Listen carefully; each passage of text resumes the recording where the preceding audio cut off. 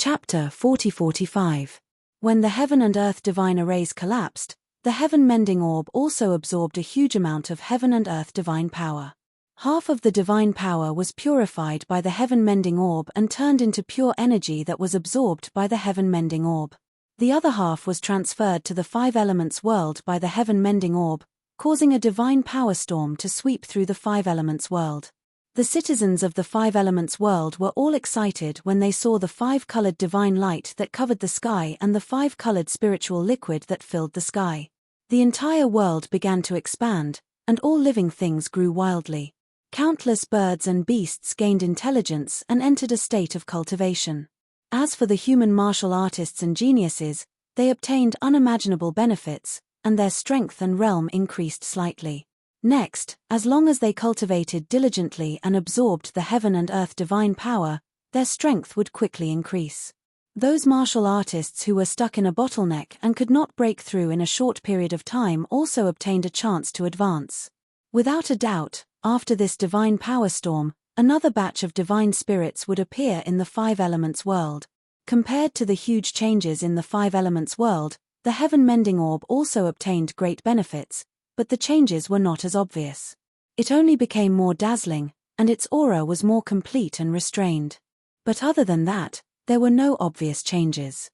As time passed, the heaven-mending orb devoured more and more divine power, and its strength and aura were about to recover to their peak. But recovering to its peak was not the end. The heaven-mending orb's power would continue to increase. Unknowingly, 4 hours passed. Of the 300 or so heaven and earth divine arrays scattered all over the heavenly policy planet, more than 50 had already collapsed. These collapsed altars and heaven and earth divine arrays were not far from each other. Most of them were scattered on the same continent, and a few were at the borders of neighboring continents. The 1,000 or so monarch god experts guarding these arrays were all in a state of shock and confusion. They did not even see the enemy, nor did they know what was going on. After the altars and heaven and earth divine arrays collapsed, they did not know what to do, and could only report the news to their direct superiors and ask for instructions. But only now did they realize that they could not contact their superiors at all. No matter how many communication jade slips they sent out, they could not receive a reply. This situation filled the monarchs with shock and worry, and they had all kinds of bad guesses. Everyone realized that something big must have happened. But no one knew what was going on. For a time, everyone was in a state of panic and unease. The divine lords that were guarding the various arrays were contacting each other and asking about each other's situation. However, after a long discussion, they still couldn't come up with an answer. In short, they were very aggrieved, confused, and panicked. Ji Tianxing was still casting spells, and the heaven-mending pearl was still crazily devouring the divine power of heaven and earth. The five-colored canopy that sealed the heavenly policy planet began to expand from the center, and a slight change occurred. It was visible to the naked eye that the five-colored light curtain in that area had become thinner. The surrounding network of formations that extended out were like bulging blue veins, very conspicuous. After all, they were desperately absorbing the divine power of heaven and earth from other divine formations. But even so, the great heaven-shrouding formation was too big. The speed at which the veins of the great heaven-shrouding formation mobilized divine power was far from being able to keep up with the devouring speed of the heaven-mending pearl. Therefore, the heaven and earth divine formations were still collapsing one after another. Peng peng peng. Rumble. From time to time, loud, muffled booms could be heard from every corner of every continent on heavenly policy planet. Every loud noise represented the collapse and destruction of a heaven and earth divine formation. There were even some divine lords who had slower reactions or were dumber. They tried to stop the collapse of the divine array and cast spells to block it. The result was no surprise. Their divine power was also completely devoured. Even if they sensed that something was wrong and desperately struggled and retreated, they couldn't escape. In the end, they were all devoured by the heaven-mending pearl and died on the spot. Their divine bodies also turned into ashes. Seeing the miserable end of those divine lords, the others didn't dare to go near the altar. They could only watch the altar collapse and the heaven and earth divine formations collapse. Time passed quickly. An entire day passed just like that. The world of 5 elements had obtained an immeasurable amount of divine power of heaven and earth. The divine power storm that enveloped the entire world would continue for a long time. The heaven-mending pearl had also recovered to its peak state, and its power was still increasing. It seemed to have the potential to surpass a king-level divine artifact.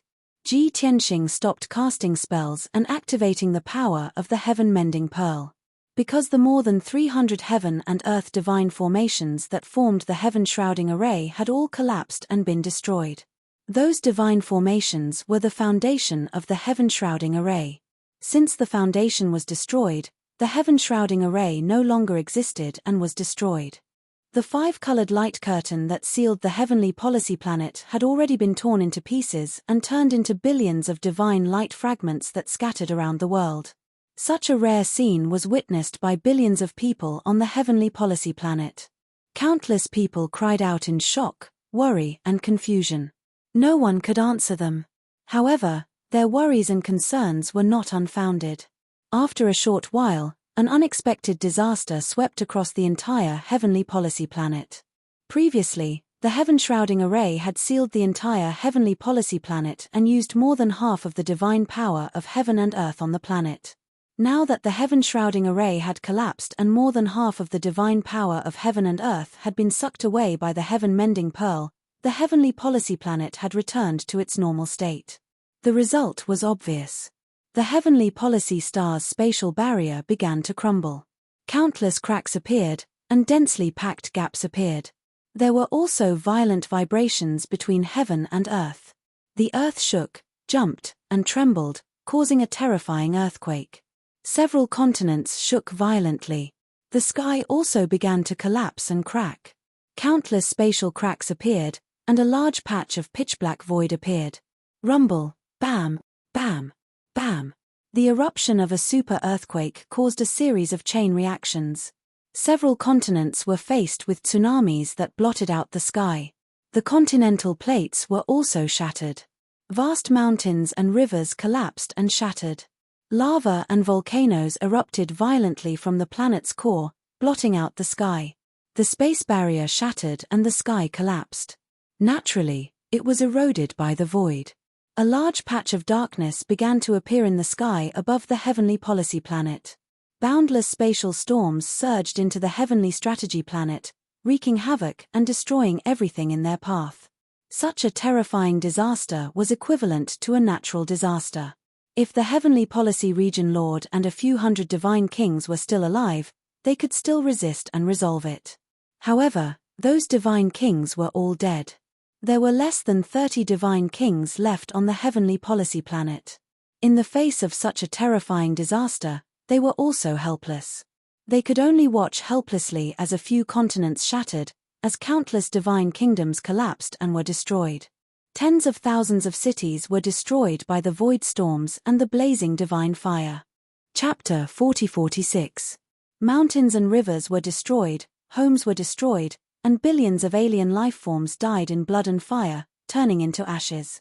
That tragic scene played out everywhere on the heavenly strategy planet. Even though Ji Tianxing had left the heavenly strategy planet and was in the void, he still couldn't bear to see the tragic scene. He could even hear faint screams and roars coming from the various continents. No one could calculate the casualties on the heavenly strategy planet for the time being. However, Ji Tianxing had observed more than half of the heavenly strategy planet. He could roughly estimate the result from the damage done to a few continents.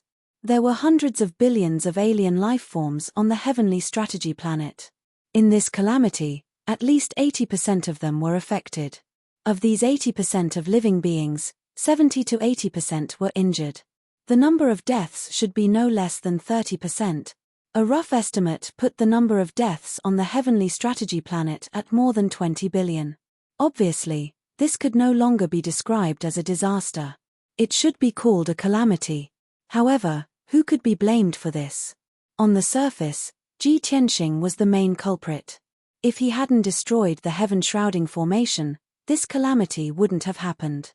However, he was also a victim. He had only destroyed the heaven-shrouding formation to protect himself and escape. The real culprits were Dao Xingyun, the heavenly strategy region lord, and the few hundred alien god kings. Looking at the tragic state of the heavenly strategy planet, Ji Tianxing muttered to himself. When he set up the heaven-shrouding formation, Dao Xingyun had already made plans and preparations. Even if he had to destroy the entire heavenly strategy planet, he would still kill me. Although I killed his clone and ruined his plan, I also triggered a calamity and caused the heavenly strategy planet to be plunged into misery and suffering. If Dao Xingyun knew about this result, he probably wouldn't be sad about the loss of the heavenly strategy planet. He would only be angry and regretful that he couldn't kill me. Such a tragic calamity will definitely alarm the heavenly Dao and send down its wrath, right? Thinking up to this point, Ji Tianxing looked up into the void and thought to himself, although I was forced to defend and only attack to protect myself, I still have a lot to do with this. However, I'm still involved in this huge karma. I should be punished by the heavens, right?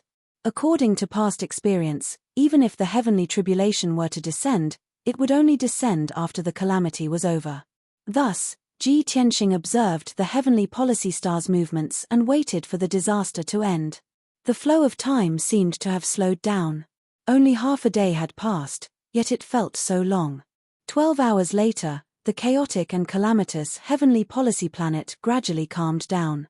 Regardless of whether it was the shattered spatial barrier, the collapsed sky, or the collapsed earth, everything was gradually restored under the restoration of the heavenly Tao. Seeing that the disaster was over, the non-humankind beings, who had just experienced blood, fire, suffering, and death, all cheered excitedly, as if they had just survived the disaster. However, the sadness and heavy atmosphere still overshadowed the joy and excitement of surviving. Even though the disaster was over, the heavenly strategy planet was still in ruins. Countless souls had perished, and blood flowed like rivers. The living people still had to treat the injured, settle the dead, and rebuild their homes and countries in the future. Of course, this was a long-term matter, so it would not be mentioned for now.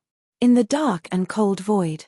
Seeing that the calamity had finally subsided, Ji Tianxing raised his head and looked into the depths of the void, quietly waiting for the wrath of heaven to come. As expected, the heavenly Tao was furious. In the depths of the vast and boundless void, a dazzling blood-red light lit up, as if a raging fire was burning a prairie for thousands of miles. Amidst the blood-red light, there were billions of lightning bolts flashing, and deafening thunder roaring. This was a sign of the heavenly Tao's anger. The blood-red light and billions of lightning proved the words furious. One could imagine how angry the heavenly Tao was. Ji Tianxing felt the mighty heavenly might, and his pupils constricted. He could not help but tighten his grip on the burial of Heaven's sword and divine hammer. He also activated the power of the indestructible golden body and the primordial chaos bell to the extreme. The wrath of the heavenly Tao naturally could not be avoided or resisted. Since he could not avoid it, he could only resist and resolve it with all his might. However, when the blood-red light surged and billions of lightning bolts formed red lightning pillars and bombarded him, he realized that something was wrong. Those tens of thousands of red lightning pillars were all bombarding the heavenly policy planet. Ji Tianxing, who was 200 million miles away from the blood-red light, seemed to have been forgotten and ignored. Not a single bolt of lightning or a single streak of bloody light struck him. This, Ji Tianxing immediately frowned with a puzzled look on his face. He did not understand. He should be one of the two people with the greatest karma and could be considered half of the culprit. Why didn't the heavenly Tao punish him?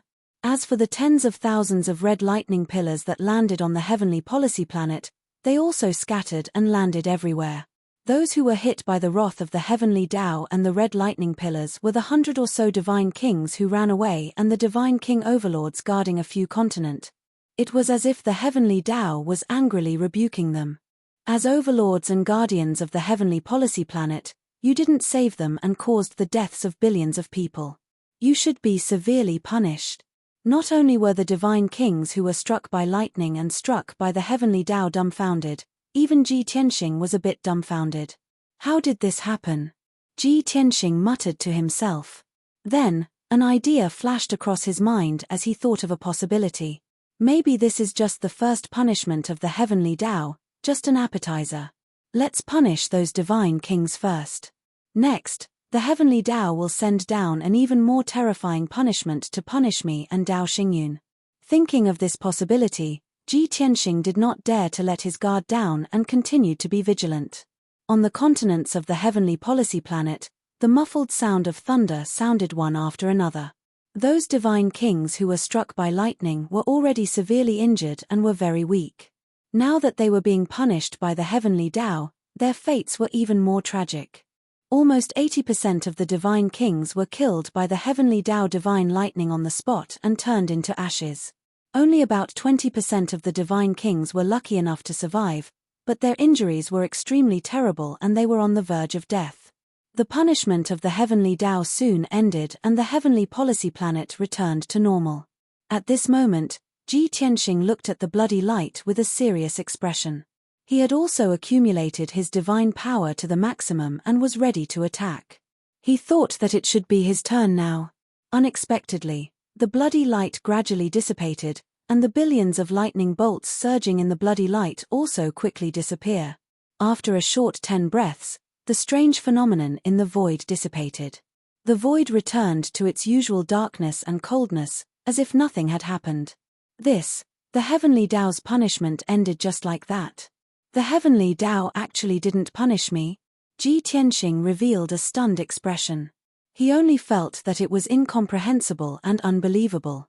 Even if he did not take the initiative to take action and cause the deaths of billions of living beings, he was still passively involved and indirectly created this calamity. The heavenly Tao actually did not punish him for such a huge karma. This did not make sense.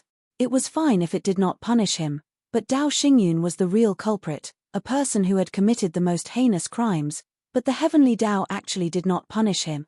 What kind of logic was this? Chapter 40-47.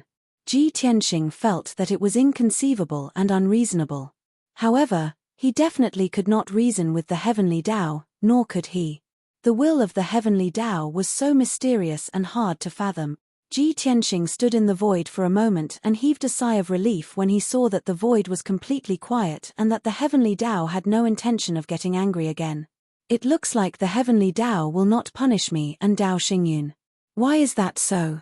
What are the criteria and basis for the judgment of the heavenly punishment? Ji Tianxing frowned and pondered, but he could not figure out this question.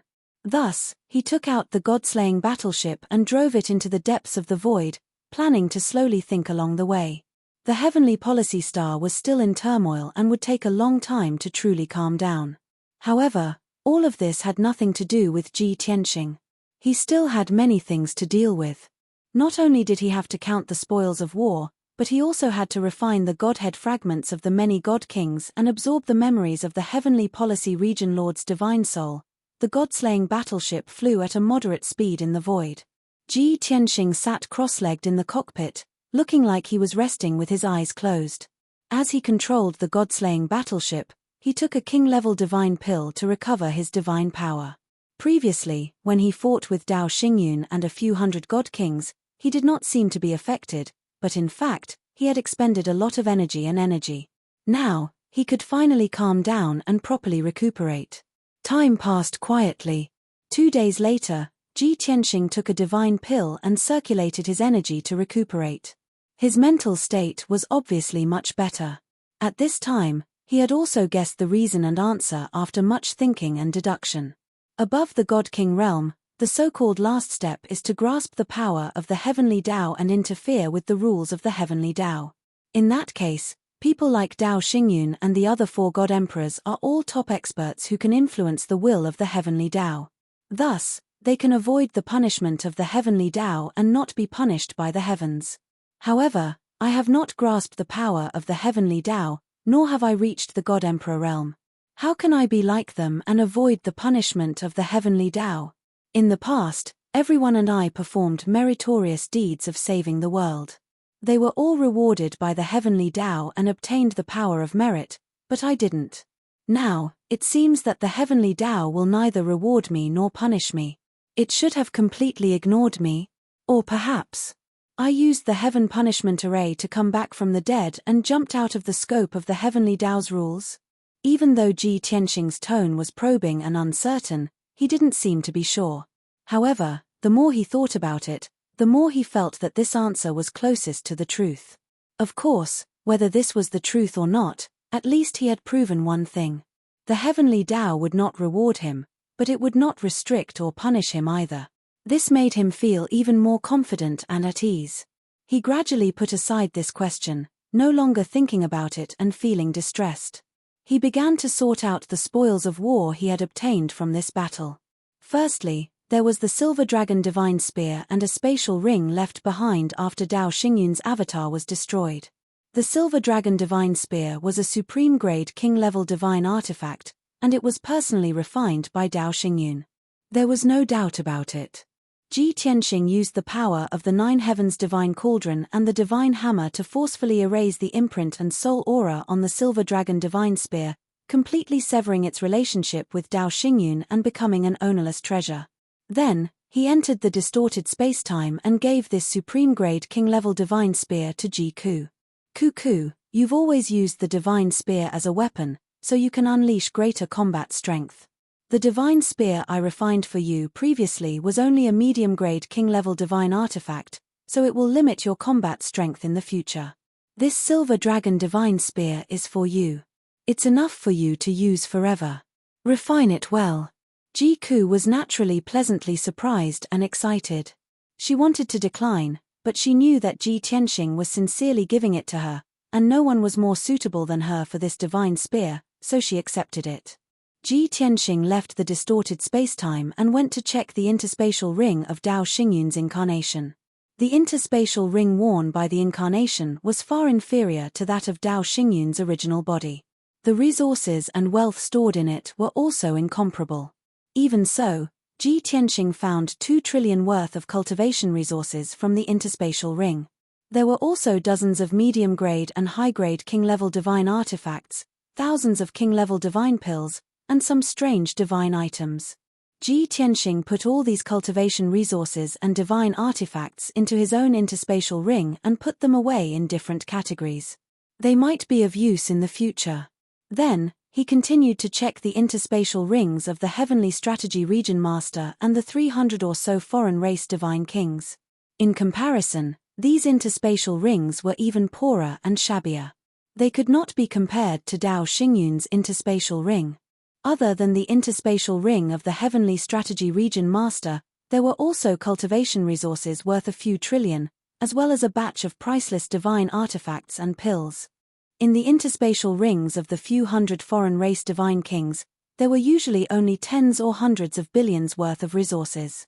However, wealth had always been something that could be accumulated from small amounts to a large amount. In the interspatial ring of a foreign race divine king, there were only a few 100 billion worth of resources.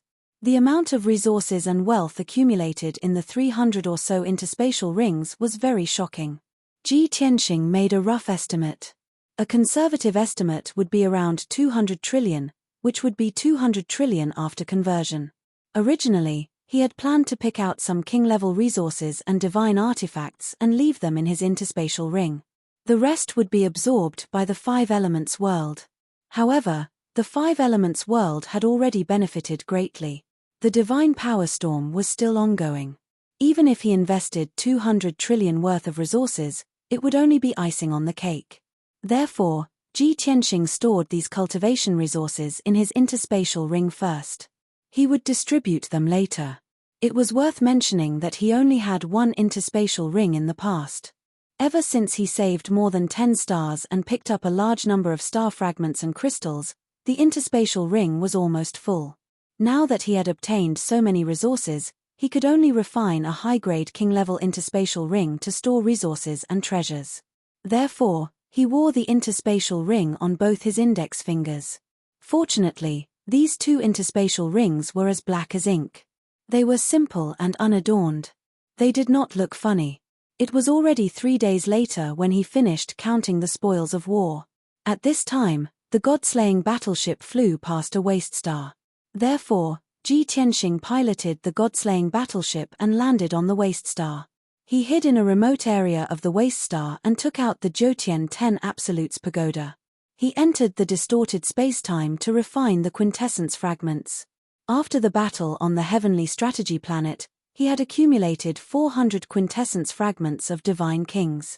The first thing he wanted to refine was naturally the quintessence fragment of the Heavenly Strategy Region Master. Not only was the Heavenly Strategy Region Master the strongest, but he also wanted to extract the memories of the Heavenly Strategy Region Master to investigate clues related to the heaven-sealing Dragon Emperor. Chapter 40-48.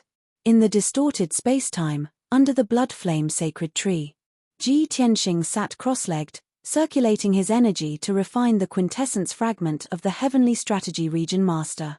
Not far from him, Yun Yarrow, Ji Ku, Ji Wushuang, and Ji Wuhan were circulating their energy to heal their injuries and cultivate. On the other platforms under the sacred tree, Chao Qingyu, Yank, and the others were circulating their energy to heal their injuries. Those who had participated in the battle on the Heavenly Strategy Star were all severely injured. Fortunately, the Sword of Burial of Heaven and Ji Ku had protected them and prevented them from dying at the critical moment. Although their injuries were quite serious and required a long time to heal, it would take them a few decades to 100 years. However, after experiencing that battle, they had gained a lot of combat experience and their foundation of the divine Tao was more stable. Every expert had to go through the tempering of blood and fire before they could truly grow. They had the most suitable cultivation illusory realms and the most abundant cultivation resources. They also had many companions to discuss and verify their cultivation path. They even had a top expert like Ji Tianxing to protect them. In addition, they had been tempered by the battles of the God Kings. Under such circumstances, how could they not work hard and improve their strength rapidly? Unknowingly, the god-slaying battleship had sailed in the void for an entire day. 50 days had passed in the distorted space-time. Ji Tianxing had already refined the quintessence fragment of the Heavenly Strategy Region Master and absorbed his memories. After sorting out the Heavenly Strategy Region Master's memories, he obtained the information he wanted. However, he felt a little regretful that the Heavenly Strategy Region Master had never heard of or seen the Heavenly Strategy Dragon Emperor. In the past 1,000 years, a few major events had happened in the Heavenly Strategy Star region, and they were all related to peak God Kings. However, none of them were related to the Heavenly Strategy Dragon Emperor.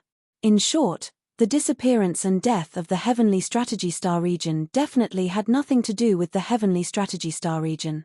In addition to this information, Ji Tianxing also learned many secrets about the Heavenly Strategy Star region and Dao Xingyun. For example, how did Dao Xingyun subdue the Heavenly Policy Domain Lord and support him to firmly control the entire starfield? Another example was the situation of the many stars in the Heavenly Strategy Starfield, and how the non-human beings in the entire starfield worked and pledged their loyalty to Dao Xingyun. As for Dao Xingyun, the mystery of the Grey Mist, and the other 4 God Emperors, the Heavenly Strategy Region Master's status was too low to know. After refining the Heavenly Strategy Domain Lord's Godhead fragment, Ji Tianxing temporarily stopped cultivating. He had to carefully consider this issue and make a decision as soon as possible. The 5 God Emperors all know that I have been reborn and have regained the strength of a peak God King. They also know my path forward. Therefore, Dao Xingyun had set up an ambush in the Heavenly Policy Starfield a few months in advance. The other God Emperors would definitely be prepared for the next few starfields.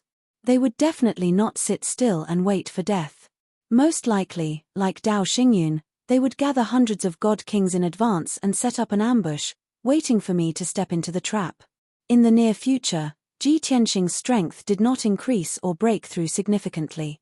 If another battle similar to the battle on the Heavenly Policy Star occurred, he would still not be able to defeat his opponent alone. He would still need the help of Yun Yarrow, Ji Ku, and the others. As for Yun Yarrow, Ji Ku, and the others, they were still in a severely injured state and were still recuperating in the distorted spacetime. Ji Tianxing knew that now was not the time to head to the next starfield. If he rushed there rashly, he would most likely have to fight alone, and his life would be in great danger. After all, the God Emperors were not weak. They all had powerful strength and methods. Even if he could deal with one God Emperor's clone, he would not be able to deal with hundreds of God Kings.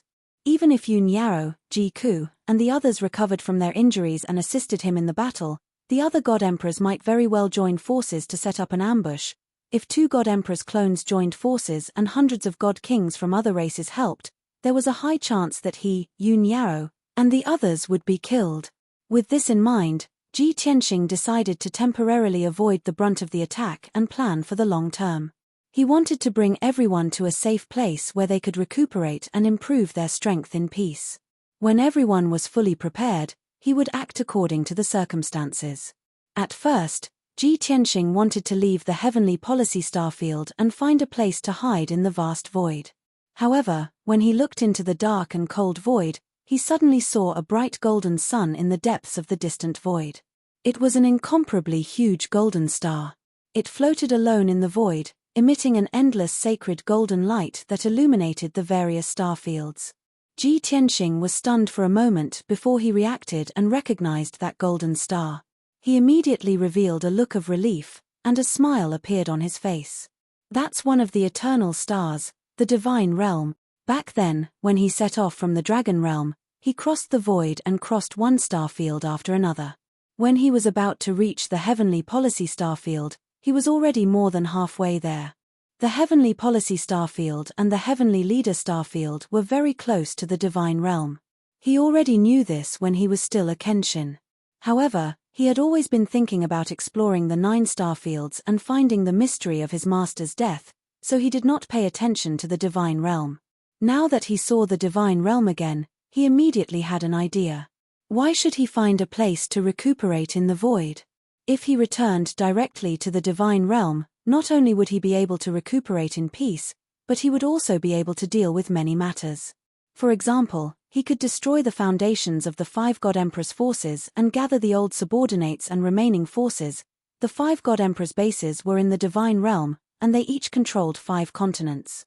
They also left many trusted experts to help them guard their bases. However, the 5 God Emperors' true bodies were deep in the void, studying the mystery of the grey fog. Their clones must be lying in ambush in the heavenly crane, heavenly phoenix, and other starfields, waiting for Ji Tianxing to walk right into their trap. As such, the divine realm was naturally empty.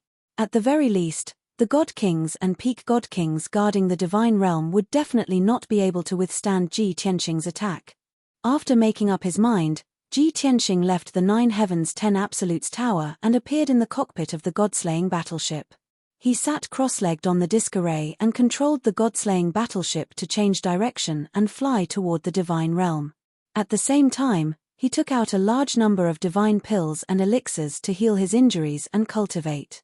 Although the divine realm could be seen clearly from the heavenly policy starfield, it seemed as if the distance between the two was not far. In reality, the distance between the two was more than 100 billion miles. Even with the God-slaying battleship speed, it took half a year to reach the vicinity of the divine realm. Only when he was close could he feel the majesty and vastness of this eternal star. This eternal star with a diameter of 10 billion miles was completely enveloped by a golden barrier. It was the strongest spatial barrier in the world. No matter how terrifying the meteorites were, they would not be able to destroy its protective layer. Unless the heavenly Tao collapsed or an extraordinary power destroyed it, this star would be eternal and indestructible. Ji Tianxing was filled with anticipation and hope as he drove the God-slaying battleship straight toward the divine realm's golden barrier. Divine realm, I'm back. When I left the divine realm, I was chased by many God Kings and was forced to flee to the dragon realm. This time, not only will I avenge my past humiliation, but I will also turn the divine realm upside down. Chapter 40-49. Swoosh. The God-slaying battleship passed through the golden light barrier and entered the God realm. Amidst the flickering light, the God-slaying battleship entered the God realm. The blue sky and clear water appeared in front of Ji Tianxing. Although he did not know which continent was in front of him for the time being. But after more than 20 years, seeing the scenery of the God realm again, he still felt somewhat emotional. In his previous life and this life, after the experience of 2 lifetimes, he had been calm and peaceful in the dragon realm, and it was smooth sailing. Only in the God realm did he experience so many ups and downs. And this time when he returned to the God realm, he would never be like before, and he would not let the tragedy repeat itself. He never forgot that when he fled the boundless heaven continent back then, those ancient clans that secretly helped him were still waiting for his triumphant return. The Jiang clan that would never be an ungrateful person. The war god clan that was hot-blooded and forthright, waiting for him to spar and fight. And the Lan clan that had deep brotherly love. And the 100 Refinement ancient sect that was waiting to exchange the 100 Refinement divine hammer blueprint with him. Swoosh. Ji Tianxing was full of confidence and anticipation as he steered the god-slaying battleship across the sky, heading straight ahead. There were endless mountain ranges all around, covered with lush forests. One could clearly hear the sounds of many birds and beasts. The god-slaying battleship turned into a stream of light, flying across the sky with lightning speed, 10,000 miles in an instant. An hour later, the god-slaying battleship flew out of the vast mountain range and forest, and finally saw a certain city of the god race nation. Ji Tianxing kept the battleship and entered the city alone, asking around for information. After asking around, he found out that this was Surging Sun City, the territory of True Sun Divine Nation and Qianfeng Empire, belonging to the Maple Water region, the territory of the Boundless Heaven continent. This answer made Ji Tianxing even more emotional, revealing a trace of a complicated smile. When I ascended to the God realm back then, I appeared in the Boundless Heaven continent. After so many years, I returned to the God realm again, and it's actually the Boundless Heaven continent again. Fate is really strange. He could only think that perhaps this coincidence was the will of the heavens.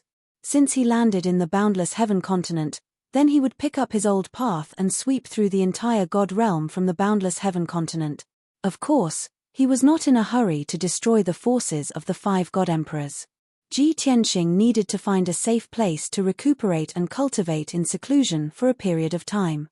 It just so happened that the Maple Water region he was in was located in the center of the Boundless Heaven continent. Ancient clans from several grotto heavens in the surrounding regions had helped him when he escaped from the Boundless Heaven continent. As for the reason, it was naturally because he had shown great kindness to those ancient clans in the past. Ji Tianxing steered the god-slaying battleship and flew east for half a day. He left the Maple Water territory and entered the Raging Flame territory. It took him a while to find Yang Shu's paradise. This cave was located in the center of the Raging Flame territory. It was hidden deep inside a primitive forest and a mountain range. Almost no one had ever set foot here. The entrance to the grotto heaven was invisible and sealed. Without the guidance of the people from Yenshu's grotto heaven, no one from the outside would be able to find it. Ji Tianxing also spent some effort to find this place. After all, he had been to Yenshu's cave before and stayed there for about half a month. The ancient clan that occupied Yenshu's cave was called the Nangong clan. It was an ancient clan that had inherited the legacy of the ancient times. More than 1,000 years ago, Kenshin was asked by a friend to come to Yenshu's cave to help the Nangong clan. At that time, the Nangong clan was in trouble but they were unable to solve it. Kenshin's arrival gave some of the clansmen hope. However, there was another half of the clansmen who did not have confidence in him and treated him as a swindler. There was even a part of the clansmen who wanted to banish him from Yenshu's cave.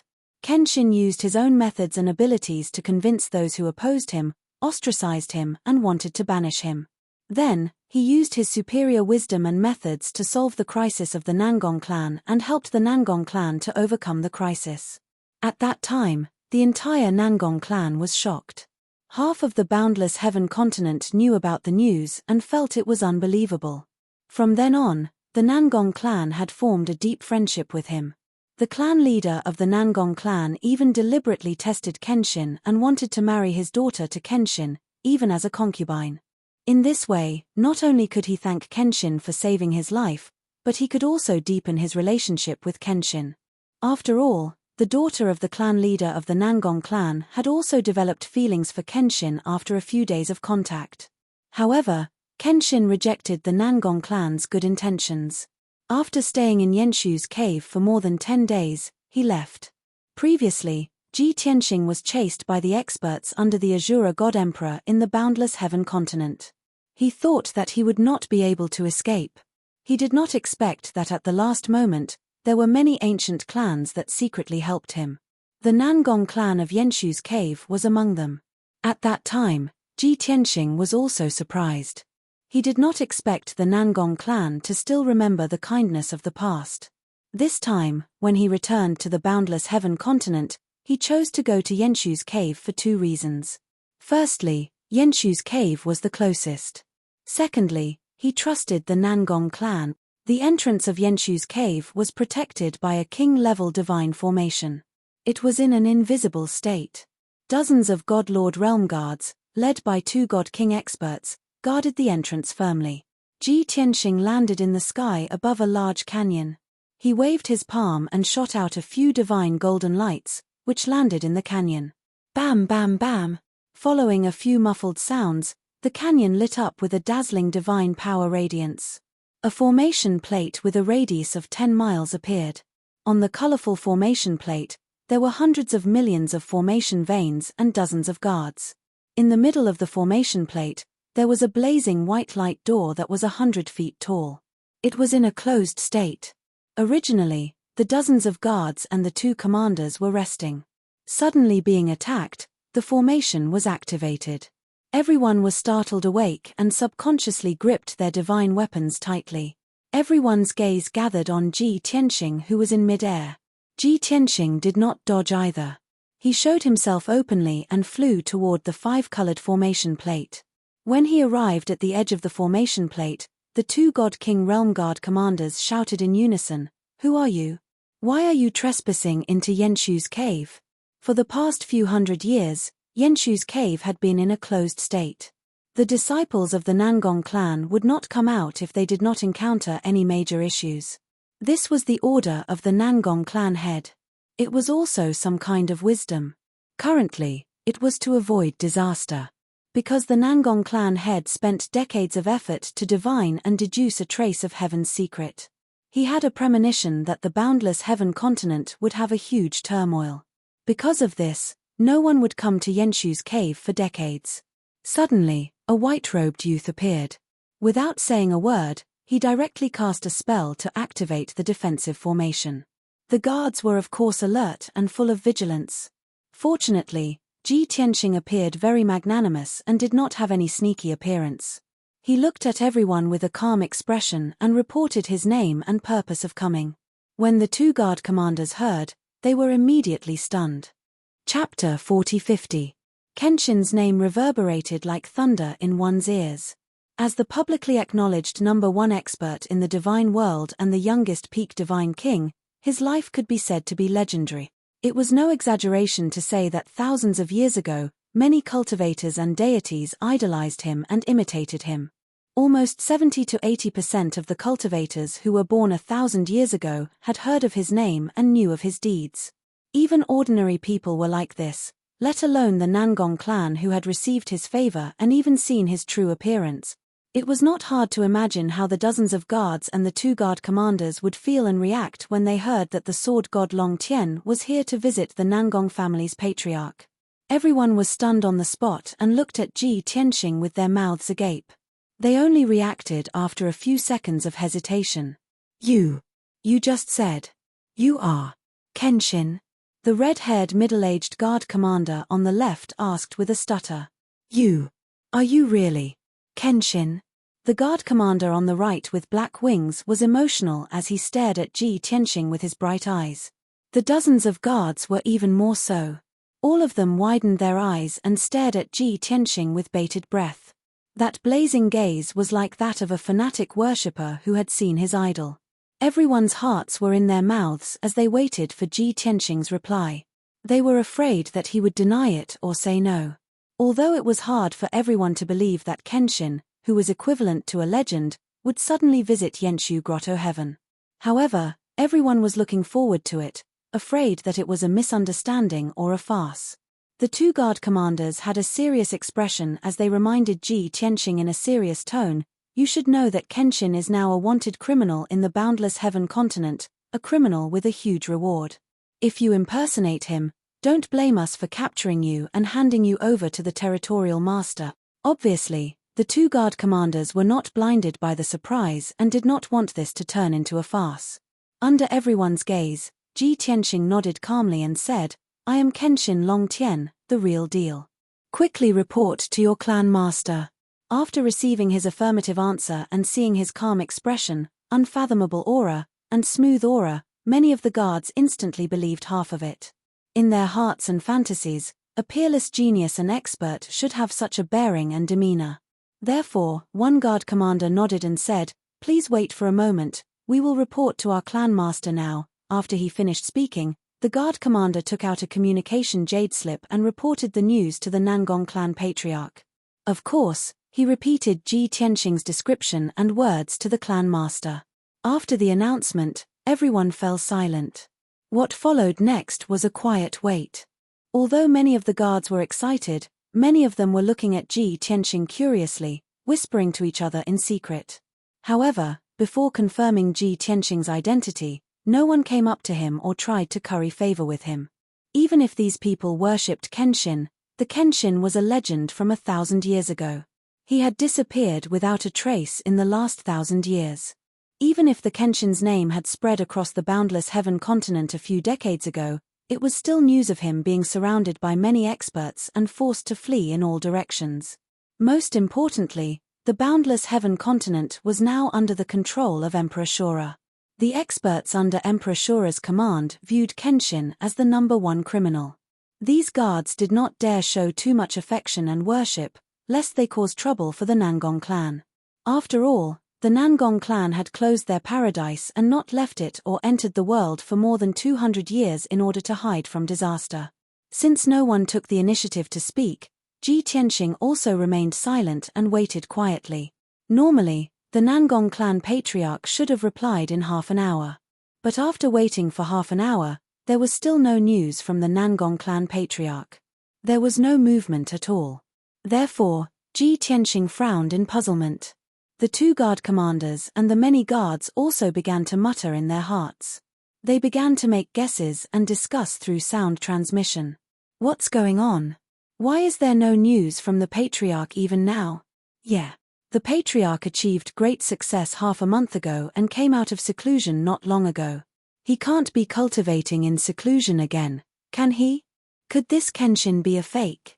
The patriarch knows that something is wrong and is gathering the experts of the clan?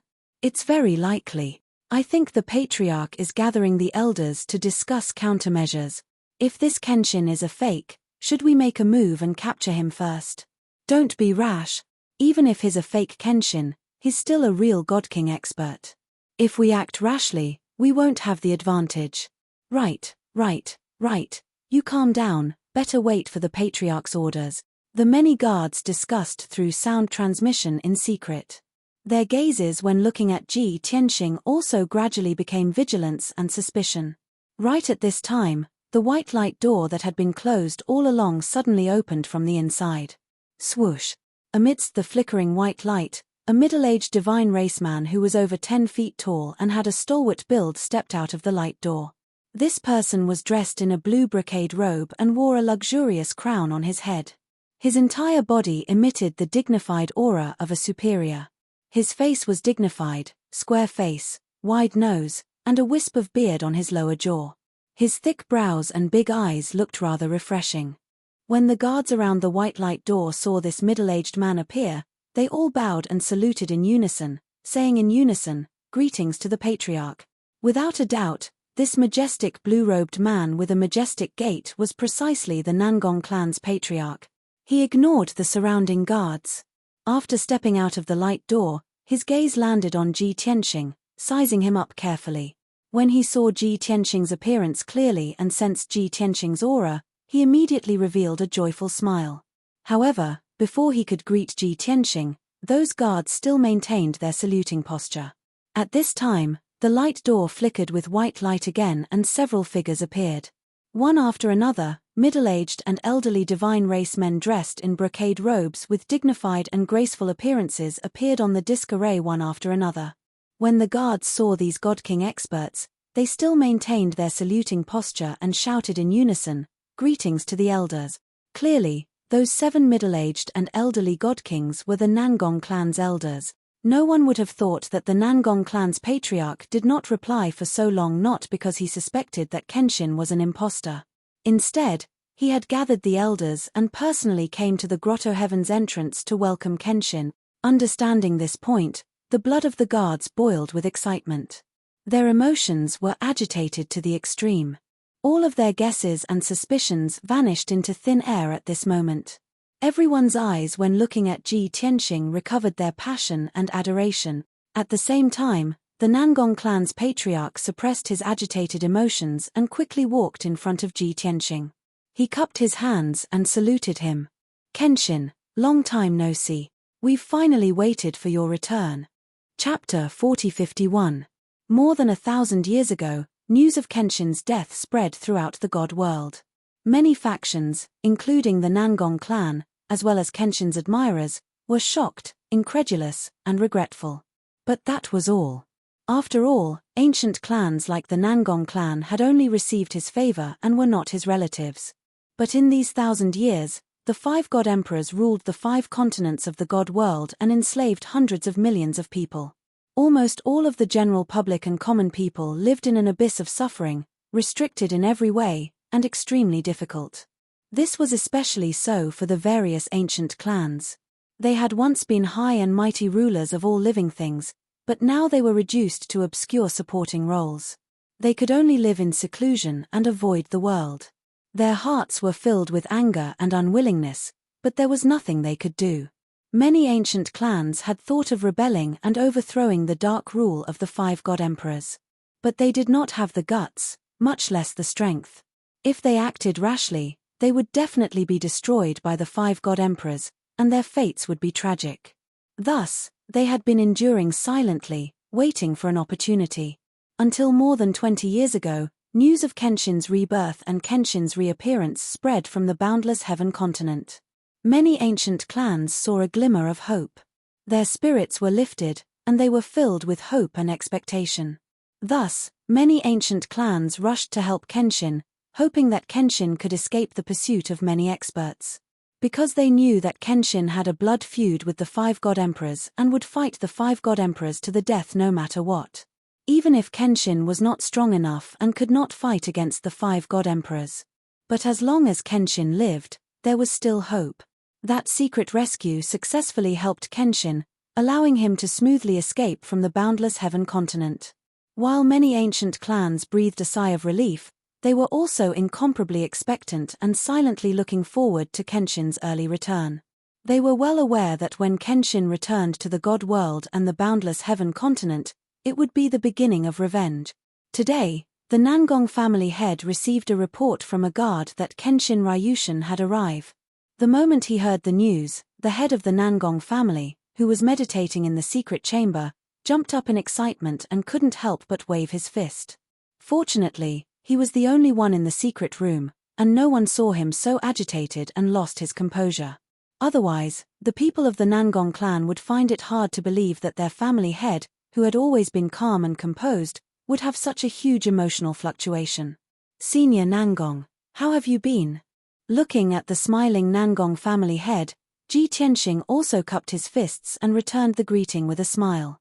After that, the 7 elders of the Nangong clan also lined up in a row. They were all emotional and had smiles on their faces as they saluted and greeted him. "Kenshin, I haven't seen you in over 1,000 years, but you're even more impressive than before. Long Tian, you were once the #1 expert in the god realm, yet you met with such a tragic end. At that time, it could be said that the world was shaken, and millions of people cried for you. However, the heavens have eyes and have returned you to everyone, to the god realm. Kenshin, welcome back. Ha ha ha. Brother Kenshin, I haven't forgotten those 2 punches from back then. I still remember your teachings. When this world was shrouded in darkness, we, like many people, missed you. When everyone sank into darkness, numb and gave up on themselves, they saw light and hope, and that was you." The first few elders were still all right. They either saluted and greeted Ji Tianxing formally or tried to worm their way into being friends with him. The last elder to speak was the most emotional one. He was the youngest elder of the Nangong clan. He looked to be close to 40 years old, and deliberately kept a beard to pretend to be mature. His name was Nangong Ao. This guy's name was Ao, but his words and actions were not cold and arrogant at all. Instead, they were a little jumpy. Sometimes funny, sometimes deep, sometimes emotional, sometimes childish, sometimes exaggerated. In any case, his mental state wasn't normal. After he finished speaking, he even revealed an expression of admiration and opened his arms to give Ji Tianqing a hug. That expression and posture was as if he was embracing the sun and welcoming the light. Ji Tianqing could not help but laugh. He pointed at him and shook his head. He laughed and said, "You little brat, I haven't seen you for more than 1,000 years, and you're still so naughty. You're an elder now, you have to pay attention to your image." The elders nodded in agreement. One of them, an old man with a white beard, felt the same way. He quickly complained, "Long Tian, this little monkey is really a headache. We can't control him, and he doesn't listen to the master's words. From what I see, when you stay in the Yenshu cave, let him accompany you. You have to educate him on our behalf. Don't cause trouble all day and disturb everyone's peace." The white-bearded elder's words made the master of the Nangong clan and the few elders laugh. Even the guards around the formation plate snickered. Nangong Ao did not feel ashamed or embarrassed at all. Instead, he looked at the crowd with sympathy. He sighed with a heavy face, "Sigh, you old-fashioned people are too boring. Staying in the Yenshu cave all day, looking at the same people, and not adding a new face for a few years, what's the point? Our clan only has tens of thousands of people, and I'm familiar with everyone. I even know how many leg hairs these guards have. Don't you feel bored?" When he said this, everyone had a strange expression. The dozens of guards all shuddered and subconsciously clamped their legs together, feeling an inexplicable chill. There were some guards who could not help but look at their legs. There were even some guards who started to recall and ponder. When did Nangong Ao see their leg hairs? Seeing that the atmosphere was a little strange and the topic was being led astray, the master of the Nangong clan coughed twice and pretended to be angry. He reprimanded, "Nangong Ao, don't think that I don't know what you're thinking. All these years, you purposely caused trouble and made mistakes. You just want me to punish you, to let you leave the Yenshu cave and have fun outside." Not only did Nangong Ao not quibble, he quickly nodded and said flatteringly, "Master, you are indeed wise and wise. Since the patriarch is well aware of this, then I ask the patriarch to." Without waiting for him to finish, the master of the Nangong clan waved his hand playfully and said, "You wish. Now that Kenshin is here, you have to treat and accompany him well. Don't think about going anywhere." Nangong Ao showed a disappointed look. However, he changed his mind and had an idea. Hence, a smile returned to his face and he nodded. He said, "Yes, master. I will definitely complete the task." Looking at his expression, everyone present could guess that he must be planning something again. After a while, everyone finished their greetings. The master of the Nangong clan and a few elders escorted Ji Tianqing into the light door and entered the Yenshu cave. Before leaving, the master of the Nangong clan did not forget to order the guards to keep it a secret and not to leak any information. Otherwise, they would be severely punished. Chapter 4052. The Nangong family head was not foolish. Since Kenshin came alone without any fanfare, there must be something going on. Moreover, they had to keep a low profile to prevent the news from being leaked. After all, Kenshin was still a wanted man. Once the news was leaked out, he would be besieged by a large group of experts. By then, not only would Yenshu's grotto heaven be surrounded, Kenshin's life would also be in danger. Keeping it a secret was of utmost importance.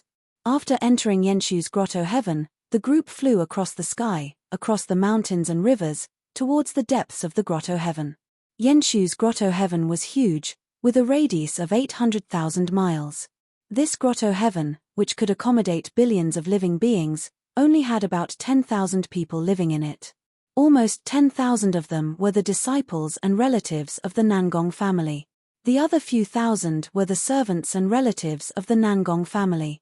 Yenshu's grotto heaven was rich in divine power and resources, forming a world of its own. As long as the realm of gods was not destroyed, this grotto heaven, which was attached to the realm of gods, could exist forever. Even if the Nangong family lived in seclusion for hundreds of millions of years, it would not be a problem. The palaces of the Nangong family were built on the peak of the mountains in the depths of the grotto heaven. That was where the divine power was the most abundant. Ji Tianxing and the others flew across the sky unhurriedly, chatting about some casual topics along the way. Looking at the surrounding mountains and rivers, it was a beautiful scenery filled with spiritual energy. The atmosphere was even more joyous.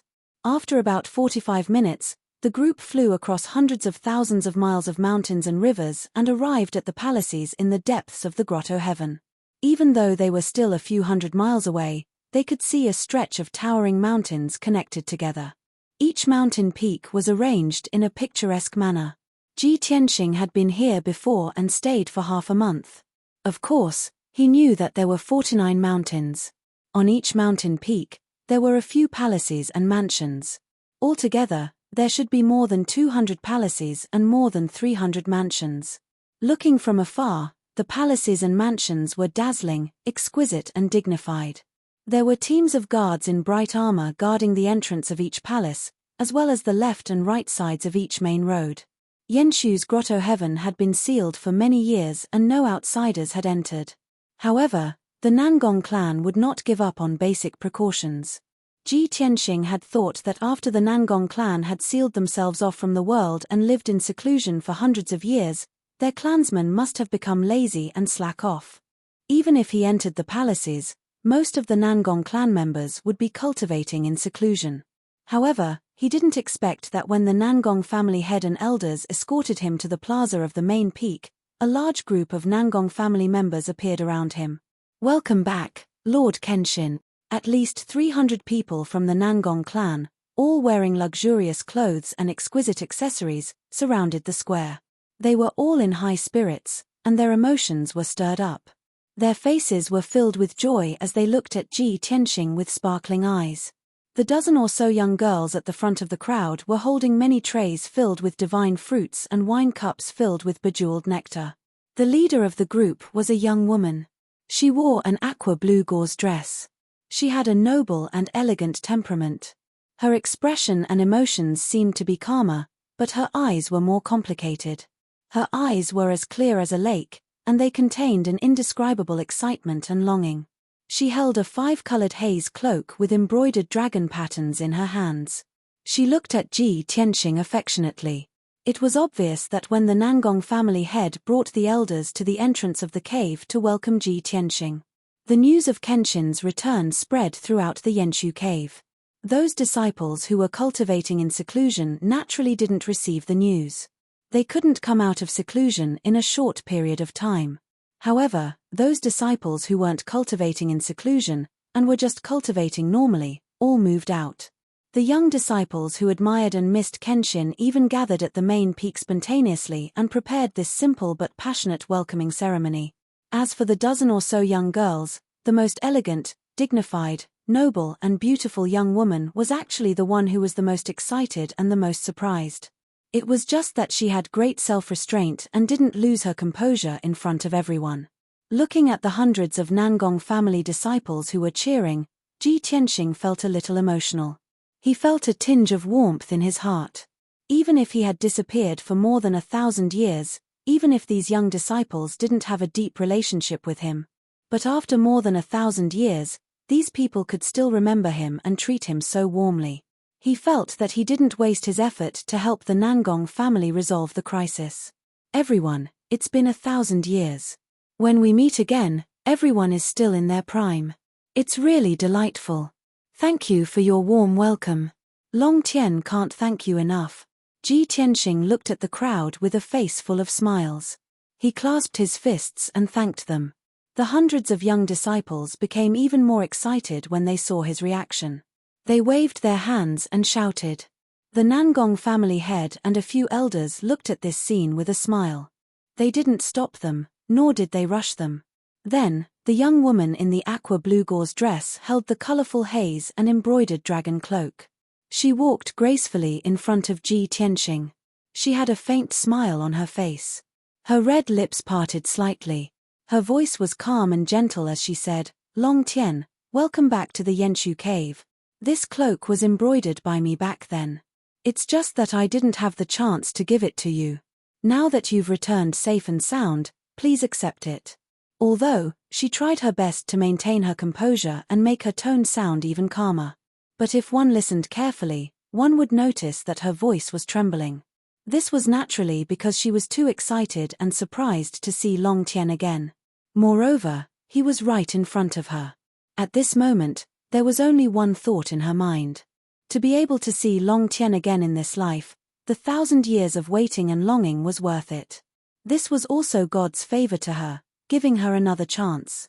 After saying these words, she held the gorgeous, exquisite, and dreamlike cloak in both hands and handed it to Ji Tianxing. Ji Tianxing looked at the beauty in front of him and was momentarily speechless. His heart was filled with mixed feelings, and he didn't know what to say. Of course, he knew that this woman was the princess of the Nangong family, the apple of the Nangong family head's eye, Nangong Nihuang. He also knew how much Nangong Nihuang admired and even worshipped him back then. And Nangong Nihuang's feelings for him were well known to the Nangong family. Back then, when he rejected that seemingly logical marriage, he thought that he had broken Nangong Nihuang's heart and made Nangong Nihuang feel very embarrassed. More than 1,000 years had passed, and Nangong Nihuang should have long forgotten about him. She shouldn't have any feelings for him to speak of. But he didn't expect that when they met again, Nangong Nihuang was no different from back then. Whether it was the way she looked at him, or the way she spoke, it was exactly the same as back then. As for Nangong Nihuang's thoughts and feelings, he was afraid that they were still unwavering. Chapter 4053. Although Nangong Nihuang was a very outstanding woman and could be said to be one in a million. She was intelligent, kind, strong and independent, and had the strength of the 4th level of the Divine King realm. However, Ji Tianxing did not have any feelings for her and only saw her as a friend. Because of this, he had rejected the proposal of the Nangong family head back then. And now, Nangong Nihuang was giving away the cloak that she had spent many years refining and embroidering in front of everyone. Everyone was well aware of what this meant. Therefore, Ji Tianxing was a little hesitant. If he did not accept this gift, Nangong Nihuang would definitely be embarrassed in front of everyone and the Nangong family head would lose face. Even if no one would argue with Ji Tianxing, he did not want to hurt Nangong Nihuang like this.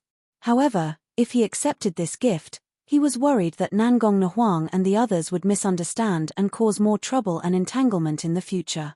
Just as Ji Tianxing was hesitating, Nangong Nihuang looked at him and secretly transmitted her voice. Long Tien, you have already rejected me once back then. Are you going to reject me again today? Don't think too much and don't have any psychological burden. This is just a small token of my appreciation. Welcome to Yenshu Cave Heaven again.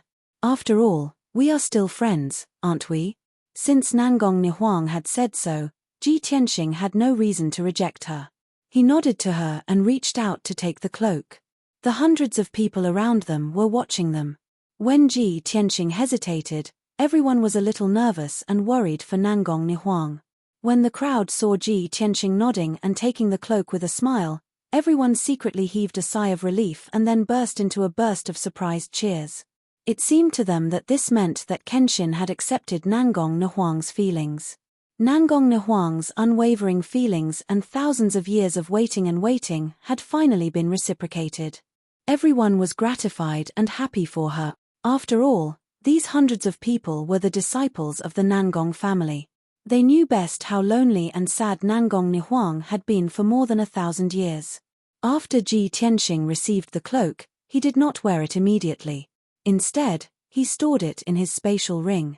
Nangong Nihuang's eyes flashed with a trace of disappointment and regret, but she didn't show any unusual expression and still had a smile on her pretty face. In fact, for the past 1,000 years, she had fantasized countless times that one day Kenshin would come back from the dead and return to Yenshu's cave to look for her. The next time she saw Kenshin, she would definitely put this cloak on Kenshin with her own hands. That was a cloak that she had painstakingly weaved with 100 years of effort and countless precious materials. She believed that only a great, legendary genius like Kenshin was worthy of that cloak. When Kenshin put on that cloak, he would definitely be the most dazzling, most handsome man in the world. Unfortunately, her dream could not be realized for the time being. The crowd clamored in the square for a while. Then, Nangong family head, Nangong Nihuang, and several elders escorted Ji Tianxing into the main hall. The main hall was called the Great Light Hall. It was where the top guests were received and where important military matters were discussed. After the Nangong family closed the cave, the Great Light Hall had not been used for more than 200 years.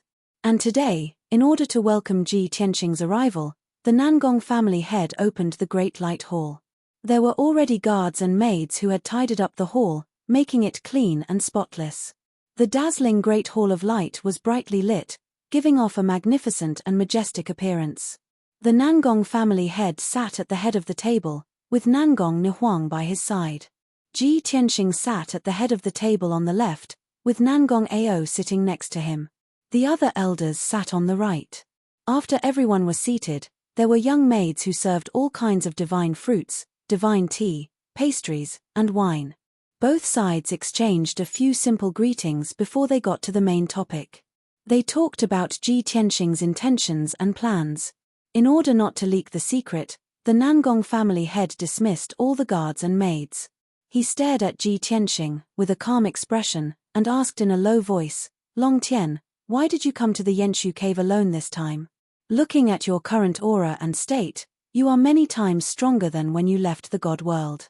You should have recovered to your peak state, right?" Nangong Nihuang and several elders stared at Ji Tianqing with expectant eyes. Everyone was guessing in their hearts that the sword god had most likely returned to his peak to take revenge. Ji Tianqing nodded slightly and explained, "My strength has already recovered to the peak of the God King realm, and I have made a breakthrough compared to before. After returning to the God world, I plan to recuperate in the Yenshu cave for a few months. In the past few years, I have been traversing the void, searching for the major galaxies.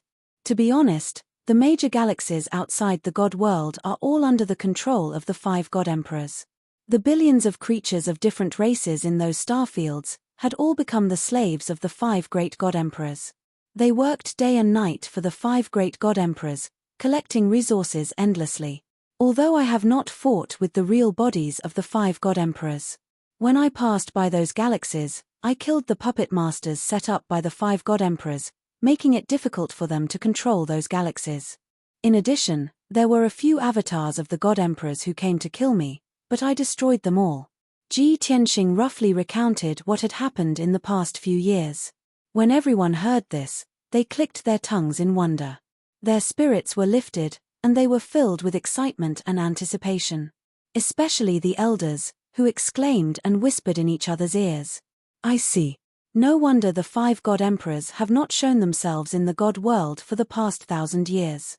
The ambition of the 5 God Emperors is huge, and they are plotting far ahead. Fortunately, Kenshin did not fall, or else who could defeat the 5 God Emperors?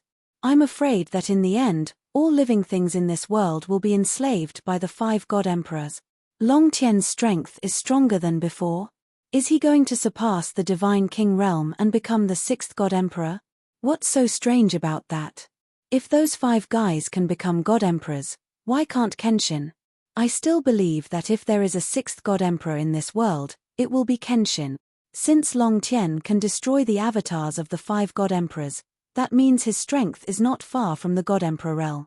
Patriarch Nangong and the elders were excited, focusing on the difference in strength between Ji Tianqing and the 5 God Emperors. Only Nangong Nihuang's expression changed slightly, looking at Ji Tianqing worriedly, and asked, "Long Tian, are you injured? Is it serious?" Ji Tianqing waved his hand and smiled, "Don't worry, it's just a minor injury. I just used too much energy and need some time to recuperate. When I returned to the God world, the first thing I did was to come to Yenshu Grotto Heaven. First, to recuperate, second, to use this place as a base to plan an earth-shattering plan. Just as you guessed, I want to fulfill my promise. When I return to the God world, I want to change the world." Chapter 4054. Those sitting in the Great Hall of Light were all smart people. Even though Ji Tianqing did not say it clearly, he only mentioned the earth-shattering plan and the change of the day. Everyone immediately understood what he meant.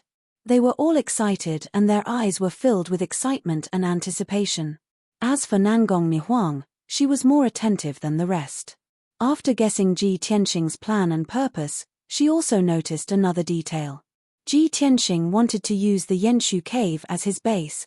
Didn't this mean that he trusted the Nangong clan very much and had no doubts? Moreover, he would stay in the Yenshu cave for a long time and would not leave anytime soon.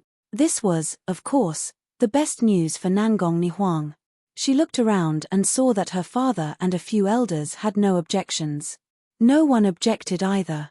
Therefore, she said to Ji Tianxing, thank you for trusting the Nangong clan. Don't worry, we will definitely support you and fully cooperate with you to carry out your plan. The Nangong clan master and a few elders reacted and quickly nodded in agreement. They all expressed their opinions. Long Tian, the Nangong clan will always be your ally and staunch supporter. We believe that you must be fully prepared for this decision. Since you trust the Nangong clan so much, how can we let you down? Long Tian, with your reputation, as long as you raise your arm and call for help, there will definitely be a swarm of followers. As for the change of the day, we have to seriously consider it and discuss it carefully. You should first recuperate from your injuries. Overall, everyone still agreed and supported what Ji Tianxing wanted to do.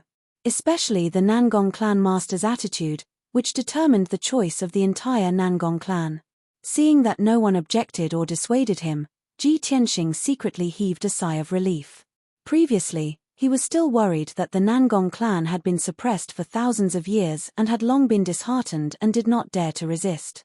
Now, it seemed that the Azura God Emperor's oppression of the Nangong clan for thousands of years did not make the Nangong clan yield. Instead, it aroused the Nangong clan's desire to resist. Unknowingly, 2 hours had passed. Everyone chatted with Ji Tianxing for more than an hour, asking him about his experiences over the years and the truth behind his fake death. No one was in a hurry to ask about the future plans to rebel against the Azura God Emperor. 2 hours later, everyone finished chatting.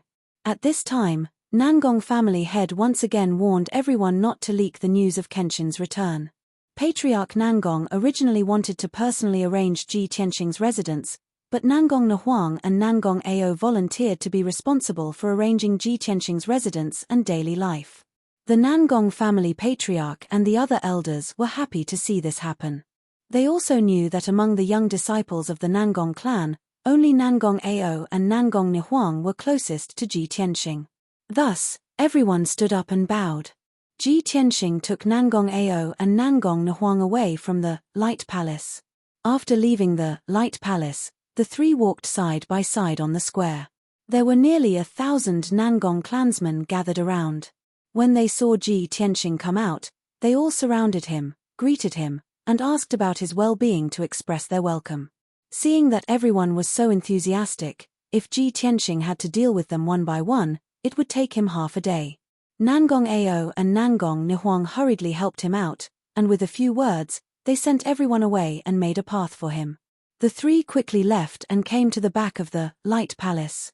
Nangong Nihuang originally wanted to arrange for Ji Tianxing to stay in the Star Origin Palace. This palace was magnificent enough and had always been used to entertain distinguished guests. Moreover, the Star Origin Palace was very close to the Light Palace and not far from Nangong Nihuang's residence. There was only one palace in between. She even wanted to transfer the guards and maids in her palace to serve Ji Tianxing. But before Ji Tianxing could express his opinion, Nangong Ao waved his hand and vetoed this proposal. Nihuang, if it were any other distinguished guest, it would make sense for you to arrange for him to stay in the Star Origin Palace, but Longtian is different. There are so many disciples of our Nangong clan who admire and worship him very much. Everyone can guess that he will most likely stay in the Star Origin Palace. At that time, there will be people going to the Star Origin Palace to visit him every day. Wouldn't that be very noisy? He can't refuse, he can't hurt everyone's enthusiasm and face. But this will disturb his recuperation. Nangong Nihuang also felt that what he said was reasonable, so she nodded and said, I didn't consider it carefully. Ninth Elder, where should we arrange for Longtian? Nangong Ao revealed a playful smile, lowered his voice and said, I live on the Flying Cloud Peak, which is far away from the Light Palace. Usually, there are very few people who disturb me. Let Longtian live on the Flying Cloud Peak. There happens to be an elegant and clean house there. I'll send someone to clean it up. As for the guards and maids, you can arrange for them. Nangong Nihuang thought that it made sense. The ninth elder was always causing trouble, and also liked to play tricks and bully the young disciples of the clan. Therefore, in the past few hundred years, very few people dared to go to the Flying Cloud Peak, for fear of encountering Nangong Ao. In addition, Nangong Nihuang could also see that Nangong Ao's arrangement was somewhat selfish. He could be closer to Long Tien. But this was understandable. Nangong Nihuang didn't mind. As long as no one disturbed Ji Tianxing and allowed him to recuperate in peace, it was fine. The two reached a consensus and rushed to the Flying Cloud Peak with Ji Tianxing. After arriving at the Flying Cloud Peak, Nangong Ao ordered more than 20 guards and maids in his palace to clean up the house. Nangong Nihuang sent out a message, summoning the guards and maids who served her to gather at the Flying Cloud Peak. In less than an hour, this matter was done. Next, Ji Tianxing lived in the house, and the 12 guards and 8 maids were arranged to perform their duties. Nangong Nihuang saw that things were arranged properly, and said to Ji Tianxing, "Long Tien, rest for half a day. Tonight, Father will hold a grand banquet to welcome you. Our Yenshu cave has not held such a grand event for many years. You should prepare a little." This was what Ji Tianxing had expected, and was not surprised. He nodded to show that he understood. Nangong Nihuang left, and only Ji Tianxing and Nangong Ao were left in the study. It was not until then that Nangong Ao winked at him and said, "Long Tien, Nihuang has left. Now can you tell me the real purpose of coming to the Yenshu cave?" Ji Tianxing was speechless. He glanced at him and said, "My purpose, just now in the Great Hall of Light, wasn't it very clear?" Nangong Ao patted him on the shoulder, with a don't pretend posture, and said with a chuckle, "Okay, between us brothers, you don't have to hide. Tell me, are you touched by Nihuang's deep friendship? Ever since the news of your death spread, for more than 1,000 years, she has been depressed and sad. Her feelings for you are stronger than gold, higher than the sky, and deeper than the sea. Everyone in our clan knows. Such an infatuated beauty, don't let her down." Chapter 40-55. Ji Tianxing found it difficult to withstand Nangong Ao's words, and he was unable to answer. He could not find any words to refute and could only frown in silence. It was impossible to accept. If he said that he had no feelings for Nangong Nihuang, it would be impossible to accept her feelings. It would make her feel awkward and hurt her heart and self-esteem. Seeing that Ji Tianxing was silent, Nangong Ao thought that he hadn't made up his mind yet, and was still hesitating and weighing the pros and cons. Therefore, he advised him sincerely, "Brother, only through experiencing life and death can you see who truly cares about you and who truly loves you. I advise you to reconsider this matter. Don't hurt her a second time." Seeing that Nangong Ao's misunderstanding was getting deeper, Ji Tianxing could only explain, "Of course I don't want to hurt Nihuang, but I really can't accept her feelings. Actually, I didn't come to Yenshu Grotto Heaven alone this time. I brought my family and friends. I already have a wife and children." Nangong Ao, who was about to turn and leave, suddenly turned to look at him with an expression as if he had seen a ghost. "You? When did you get married? You even have children?" All along, Nangong Ao's impression and understanding of Kenshin was that he was a cold block of ice, an unromantic block of wood. It was as if Kenshin was obsessed with sword cultivation and had no interest in relationships. Even if Kenshin did not marry, Nangong Ao would not be surprised. But he did not expect that after not seeing him for more than 1,000 years, Kenshin's character had changed. Not only did he get married, he even had children. Nangong Ao's eyes widened and his face was filled with disbelief. He stared straight at Ji Tianxing, as if he wanted to see through him. Seeing that he did not believe him, Ji Tianxing said calmly, "Don't look at me like that, I'm telling the truth." Nangong Ao frowned and thought for a while. He said, "Words are not proof. When you let me see your wife and children, I will believe you." Ji Tianxing said, "They are in seclusion to cultivate and heal. You will see them in the future if you have the chance." Since that was the case, Nangong Ao had no choice but to accept this fact. He thought for a moment and was suddenly enlightened. He smiled and said, "In the past, you were as cold as an iceberg. I thought you would never marry and use your sword as your companion. Since you've already broken your vows, you don't mind marrying another one. As long as you accept Ni Huang, even if she can't be your wife, I believe she will be willing to be your concubine. Breaking the precepts. Ji Tianxing could only frown at this word, not knowing whether to laugh or cry. However, he didn't take it to heart and explained, I already have 2 wives and a pair of children. We've gone through a lot of hardships and tribulations before our family can be reunited in harmony. I won't take any more concubines. That would hurt them and be unfair to them. This. Nangong Ao didn't quite agree with his idea. He smiled bitterly and said, why are you as stubborn as Ni Huang? Ji Tianxing only smiled and did not explain further. If you want to be Ni Huang's lobbyist, then forget it. If there's nothing else, then I'll prepare to go into seclusion to recuperate. Don't. Nangong Ao quickly waved his hand and said with a smile, I'm just asking a few questions.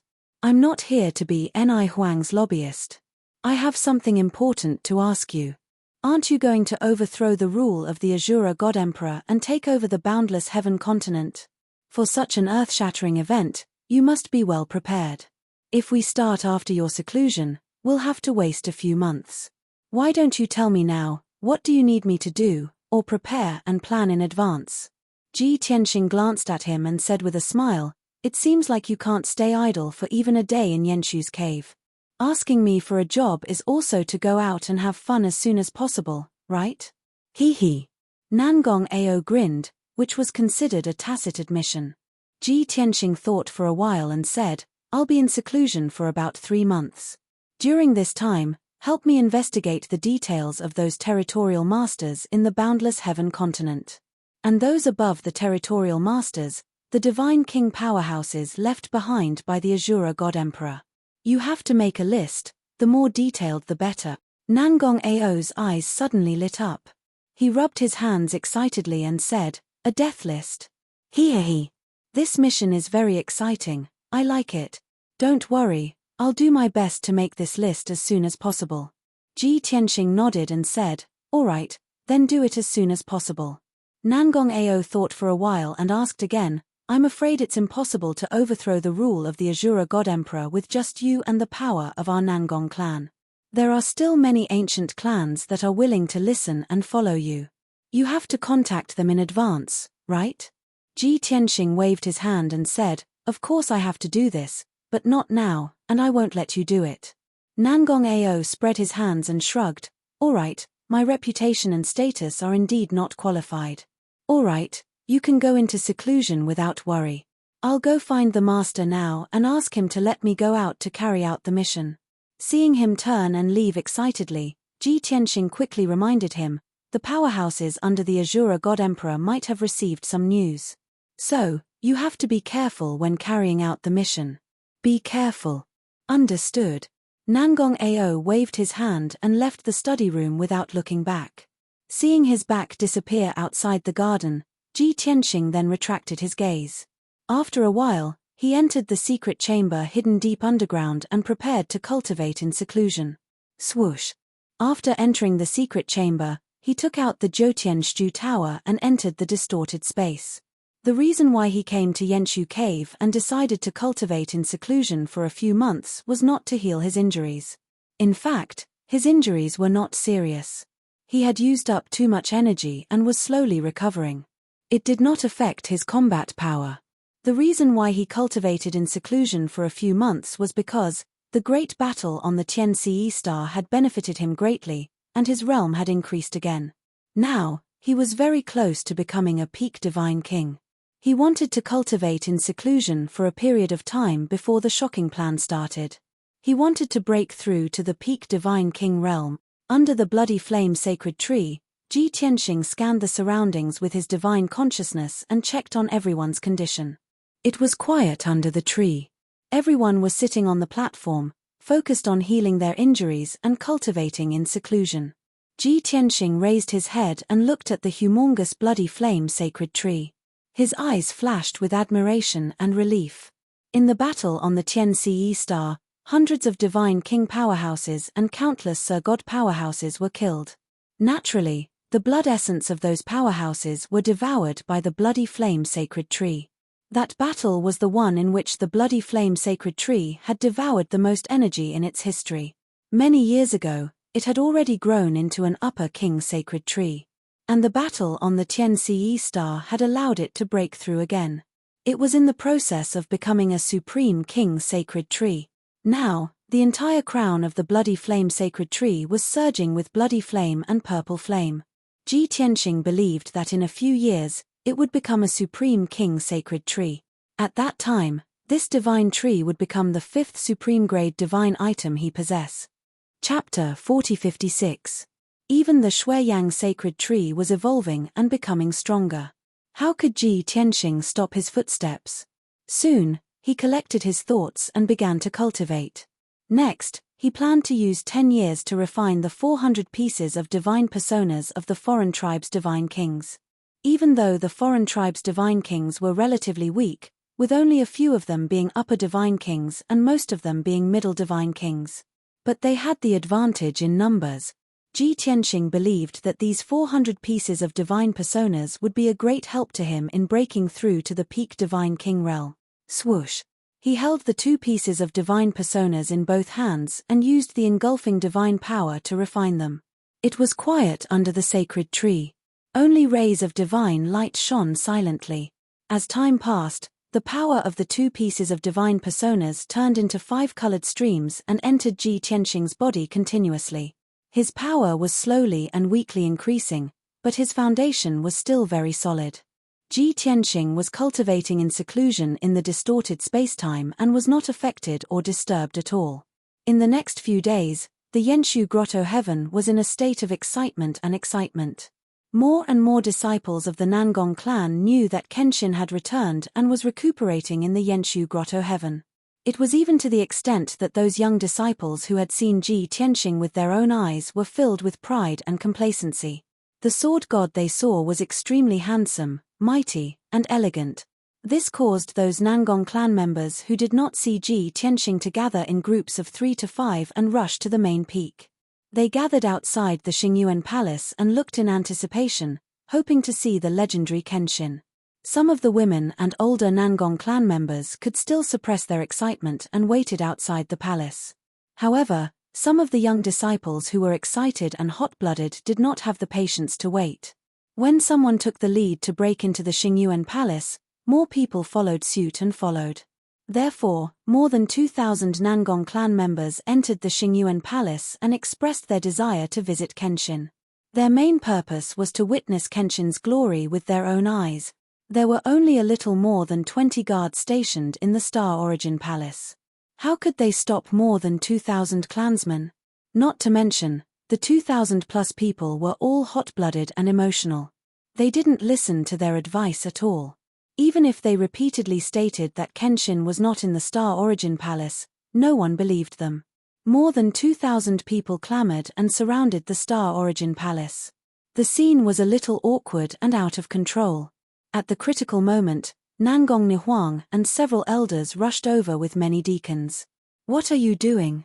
Spread out. So many people have broken into the Star Origin Palace and are all crowded together. What kind of scandal is this?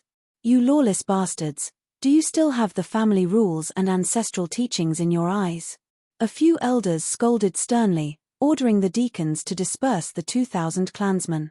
Due to the majesty of the several elders, many Nangong clan members were filled with fear and hurriedly withdrew from the Star Origin Palace. But without permission, they could only gather in the square outside the Divine Palace and didn't dare to disperse.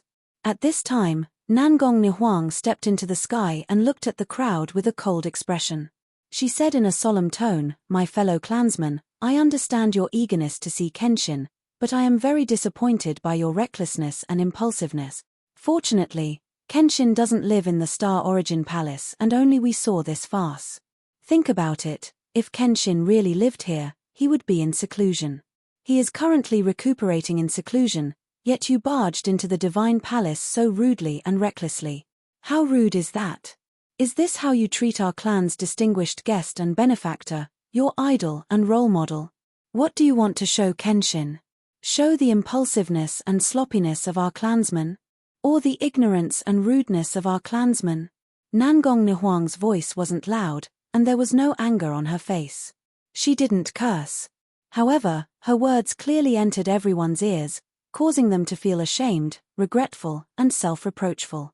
Seeing the crowd's expression and reaction, Nangong Nahuang continued, "Today's matter ends here. I will plead for leniency on your behalf and ask the elders to exempt you from punishment. But I hope you will remember this lesson and think carefully before you do anything next time. If you can't even do such a small thing well, how can you make Kenshin believe that our Nangong clan can take on big responsibilities?" After she finished speaking, she waved her hand and signaled for the crowd to disperse. The more than 2,000 Nangong clan members turned and left as if they had been pardoned. In a short while, the square returned to peace and quiet. When the clansmen left the main peak and were on their way back to their residences, some of the smarter ones reacted and realized a problem. Eldest Mistress just said that we have to make Kenshin believe that our clan can take on big responsibilities. What does this mean?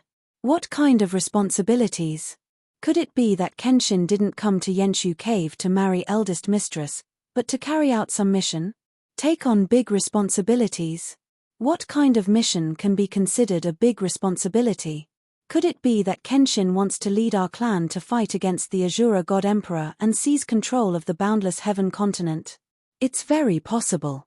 Kenshin has a blood feud with the 5 God Emperors. If that's the case, then it's too shocking and exciting.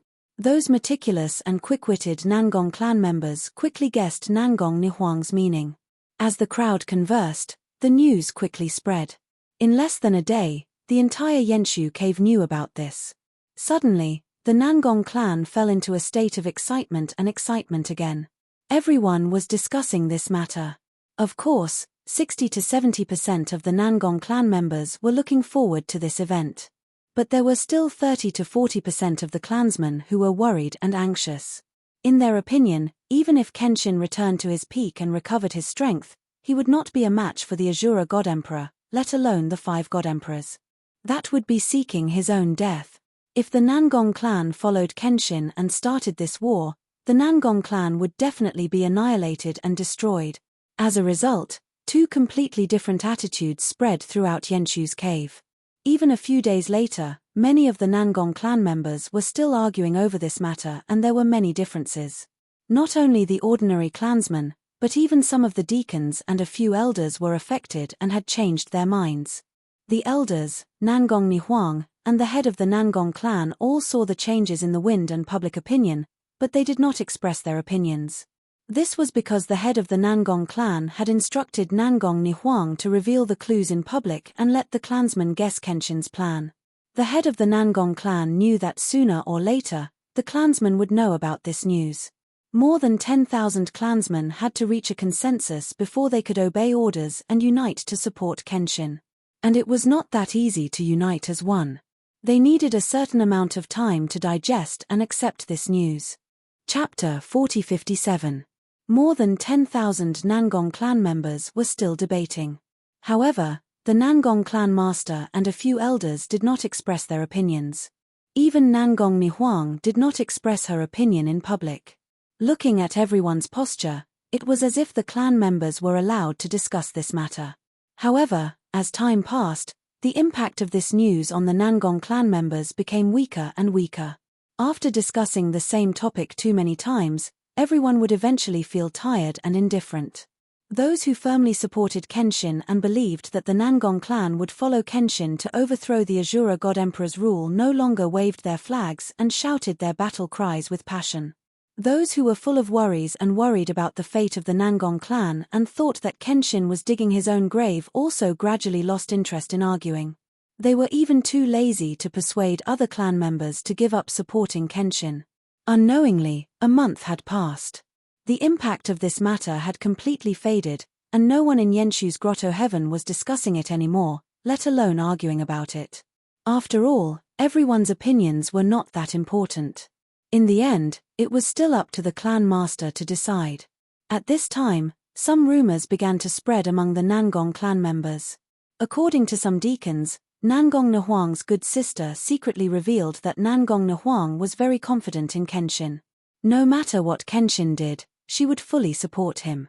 In less than 2 days, a few deacons spread the news again. They heard from 2 elders that a few elders had a high opinion of Kenshin and were full of anticipation. The Nangong clan was once all-powerful and stood at the peak of the vast heaven mainland. How nostalgic and proud it was. After the Azura God Emperor ruled the vast heaven mainland, the Nangong clan's status plummeted to its current state. They were full of resentment and hatred and had endured for thousands of years. Now, they finally had a chance to take revenge and destroy the Azura God Emperor's rule. Even if they had to risk their lives, they would fight with all their might. Originally, the topic of Kenshin's revenge had already died down.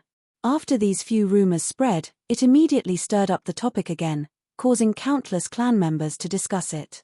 This time, the voices opposing the Nangong clan's support for the sword god had decreased by more than half, becoming sporadic. Unknowingly, many people of the Nangong clan were influenced by the words of Nangong Nihuang and the elders, affecting their mentality and decisions. The Nangong clan members who supported the Kenshin became even more determined. Those who were hesitant and wanted to sit on the fence also began to support the Kenshin. As for those clansmen who opposed the decision, they began to hesitate or obey the decision of the patriarch. In short, no matter what the patriarch decided on this matter, the Nangong clan would be very peaceful internally, and there would definitely not be any division or conflict. On the other hand, Nangong Ao and 8th Elder brought 100 elite Divine Lord experts and already started taking action in the boundless heaven continent. Back then, Nangong Ao had gone to the Patriarch and told him that he had been entrusted by Kenshin to go out on a mission. Of course, the Patriarch of the Nangong family nodded in agreement, but he felt that Nangong Ao was not reliable, so he had to send another elder to accompany him. Furthermore, Nangong Ao's mission was very important, and he could not afford to make any mistakes or oversights. Therefore, the Patriarch of the Nangong family not only sent 8th Elder, but also sent nearly 100 Divine Lords. He even handed over the intelligence network that the Nangong clan had laid dormant for many years to Nangong Ao. With the intelligence network that was good at gathering information, Nangong Ao and 8th Elder were even more relaxed and could achieve twice the result with half the effort. In just a month's time, they had already investigated 20 domains and gathered information on 20 domain lords. However, at this speed, it would be very difficult to gather information on nearly 100 domain lords in 3 months. In order to speed up the progress, Nangong Ao decisively chose to split up. He and 8th Elder each brought 50 elite divine lords and rushed to the north and south of the continent respectively to gather information. When the patriarch of the Nangong family heard this news, he was naturally worried about the safety of the 2 elders. However, he also knew that time was tight, and if he did not do this, he would not be able to complete the mission given by Kenshin. Therefore, he could only acquiesce.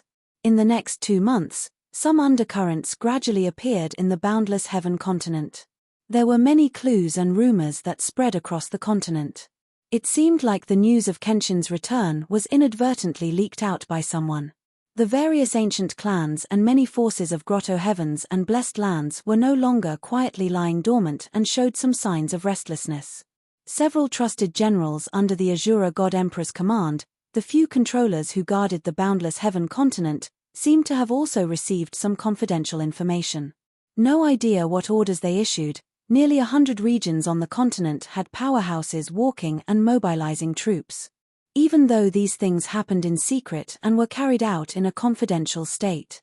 But the boundless heaven continent that had been peaceful for many years, suddenly having these movements appear in a very concentrated manner still attracted the attention of people with intentions.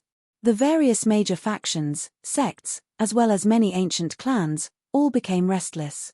Even the countless factions and divine king powerhouses all had their own thoughts. However, they had a premonition that a shocking storm was coming, and they might have the qualifications to get a share of the loot.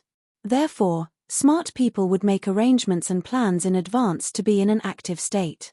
And not belatedly, when the situation changed, accepting certain results in a passive state. Ji Tianxing's 3-month deadline, the Nangong family head and several elders all knew about it. They were all waiting patiently and quietly carrying out some preparatory work in secret. But the boundless heaven continent was surging like a storm. The various factions could not hold back and started to take action in advance. Only 2.5 months had passed, and Yenshu Grotto Heaven welcomed a group of mysterious guests. The newcomers were 5 divine king powerhouses who hid their faces and concealed their tracks. They did not come together, but divided into 3 groups over 2 days to visit the Nangong family head one after another. When they arrived at the entrance of Yenshu Grotto Heaven, they did not reveal their true faces nor did they report their identities. They only took out a token each and let the guard commander pass it to the Nangong family head. When the Nangong family head saw those tokens, he guessed the identities of the 5 powerhouses. He could only let the guard commander pass and allow them to enter Yenshu Grotto Heaven. 2 days later, the 5 mysterious powerhouses gathered in the Great Light Hall and were received by the Nangong family head at the same time. There were only these 6 people in the hall. They were all upper divine kings and were the rulers of a region. Both parties did not talk nonsense and exchange conventional greetings. The atmosphere in the hall was also very solemn and oppressive. The few mysterious powerhouses' words were exceptionally short and surprisingly consistent. Nangong Buhua, we want to see him. The Nangong family head was not surprised by the few powerhouses' request. He even expected it. He shook his head expressionlessly and said in a low voice, "You came uninvited, I can't fulfill your request. The time is not ripe yet, please return first." Not long later, I will gather everyone on his behalf. One of the black-robed powerhouses with a hoarse voice snorted coldly and said, "Nangong Buhua, don't play dumb in front of me. Our coming today and coming the next time are 2 completely different matters." Chapter 4058. Of the 6 experts in the hall, which one of them was not a sly old fox?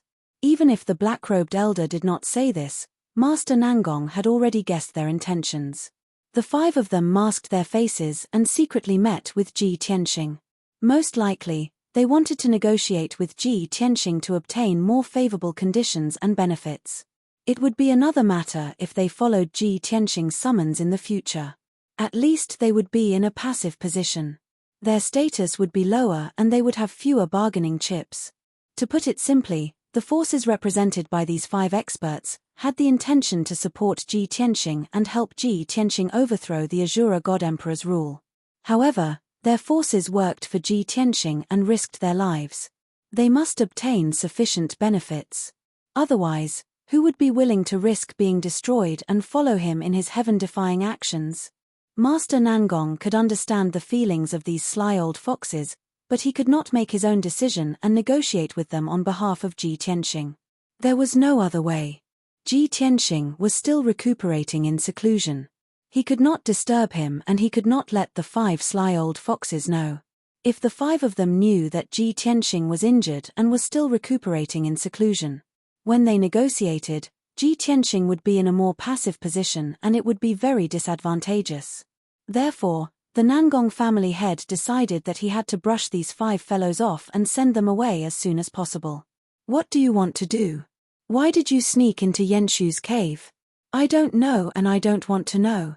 I just want to tell you that the time is not right. Don't try to be clever and make a fool of yourself. Moreover, Kenshin is the only hope for us and the boundless heaven continent. If you have any ill intentions, it's better to dispel them as soon as possible. We have known each other for so many years. I can only remind you once. Please take care of yourselves." After he finished, Master Nangong waved his hand, indicating that he wanted to send the guests off. However, the 5 mysterious experts sat there motionlessly. They had no intention of leaving. The black-robed elder sneered again, "Nangong Buhua, we're all shameless people, and we can't do something as despicable as you to sell your daughter for glory. However, reality has proven that you've won and gained Kenshin's trust. Otherwise, he would not have chosen Yenshu Grotto Heaven and let you represent him. But don't forget, your Nangong clan has already boarded the ship, and there is no turning back. But we are different. If we join forces and refuse to cooperate, it will become a one-man show between the Kenshin and the Nangong clan. One could imagine what would happen to the Nangong clan when the time came. Therefore, you'd better help us build a bridge and facilitate this cooperation. Not only is this beneficial to us, but it is also to protect the legacy of the Nangong clan. Patriarch Nangong frowned and instinctively wanted to refute the black-robed elder. However, he immediately calmed down. He knew that the other party was deliberately provoking him. Thus, he did not make any excuses and said expressionlessly, half a month later, I will follow the Kenshin's wishes and invite all of you to participate in this grand event. So, everyone, please go back and prepare. Forgive me for not entertaining you. As soon as he finished speaking, he waved his hand and shot out a golden light. Swoosh! The door of the great light hall opened, and sunlight shone in from outside. The 5 mysterious experts looked at each other, feeling angry and depressed. However, they could not do anything about Nangong Buhua's stubborn attitude. The 5 experts glared at Nangong Buhua and got up to leave. After a long while, the 5 mysterious experts left. At this moment, Nangong Nihuang and the other elders stepped into the great light hall. Nangong Nihuang's face was as cold as ice. She asked calmly, Father, are the 5 clan leaders here to negotiate with the Kenshin? Nangong Buhua nodded slightly and did not explain further. The elders revealed a playful smile, anger, and disdain as they started to discuss. These old foxes are well informed, but they are too impatient. Don't be fooled by their usual cold and arrogant appearance, as if they are living in seclusion and do not care about worldly affairs. In fact, who doesn't want to restore their former glory and have a high status and power? They think that by negotiating in advance, they can get more benefits. They are too naive. Kenshin is an expert, but he is not a schemer. I think they are just jealous that the Nangong clan is trusted and valued by the Kenshin. That is why they are so anxious to jump out.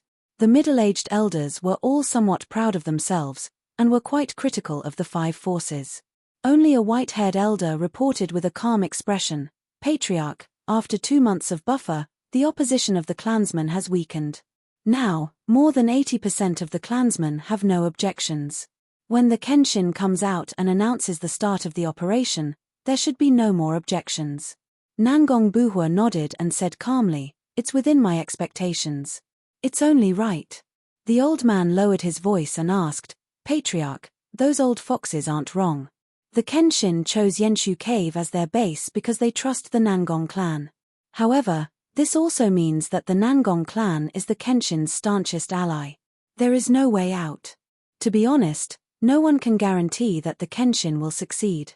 In fact, I think there is only a 10% chance. Have you really thought it through and made your choice? Hearing this, Nangong Nihuang and the other elders stared at Nangong Buhua. There were no outsiders here. Everyone present was the person in charge of the Nangong clan. Their choice would determine the fate of the Nangong clan. Nangong Buhua smiled and said calmly, I do not want to betray the Kenshin's trust, so I can only choose to accept it.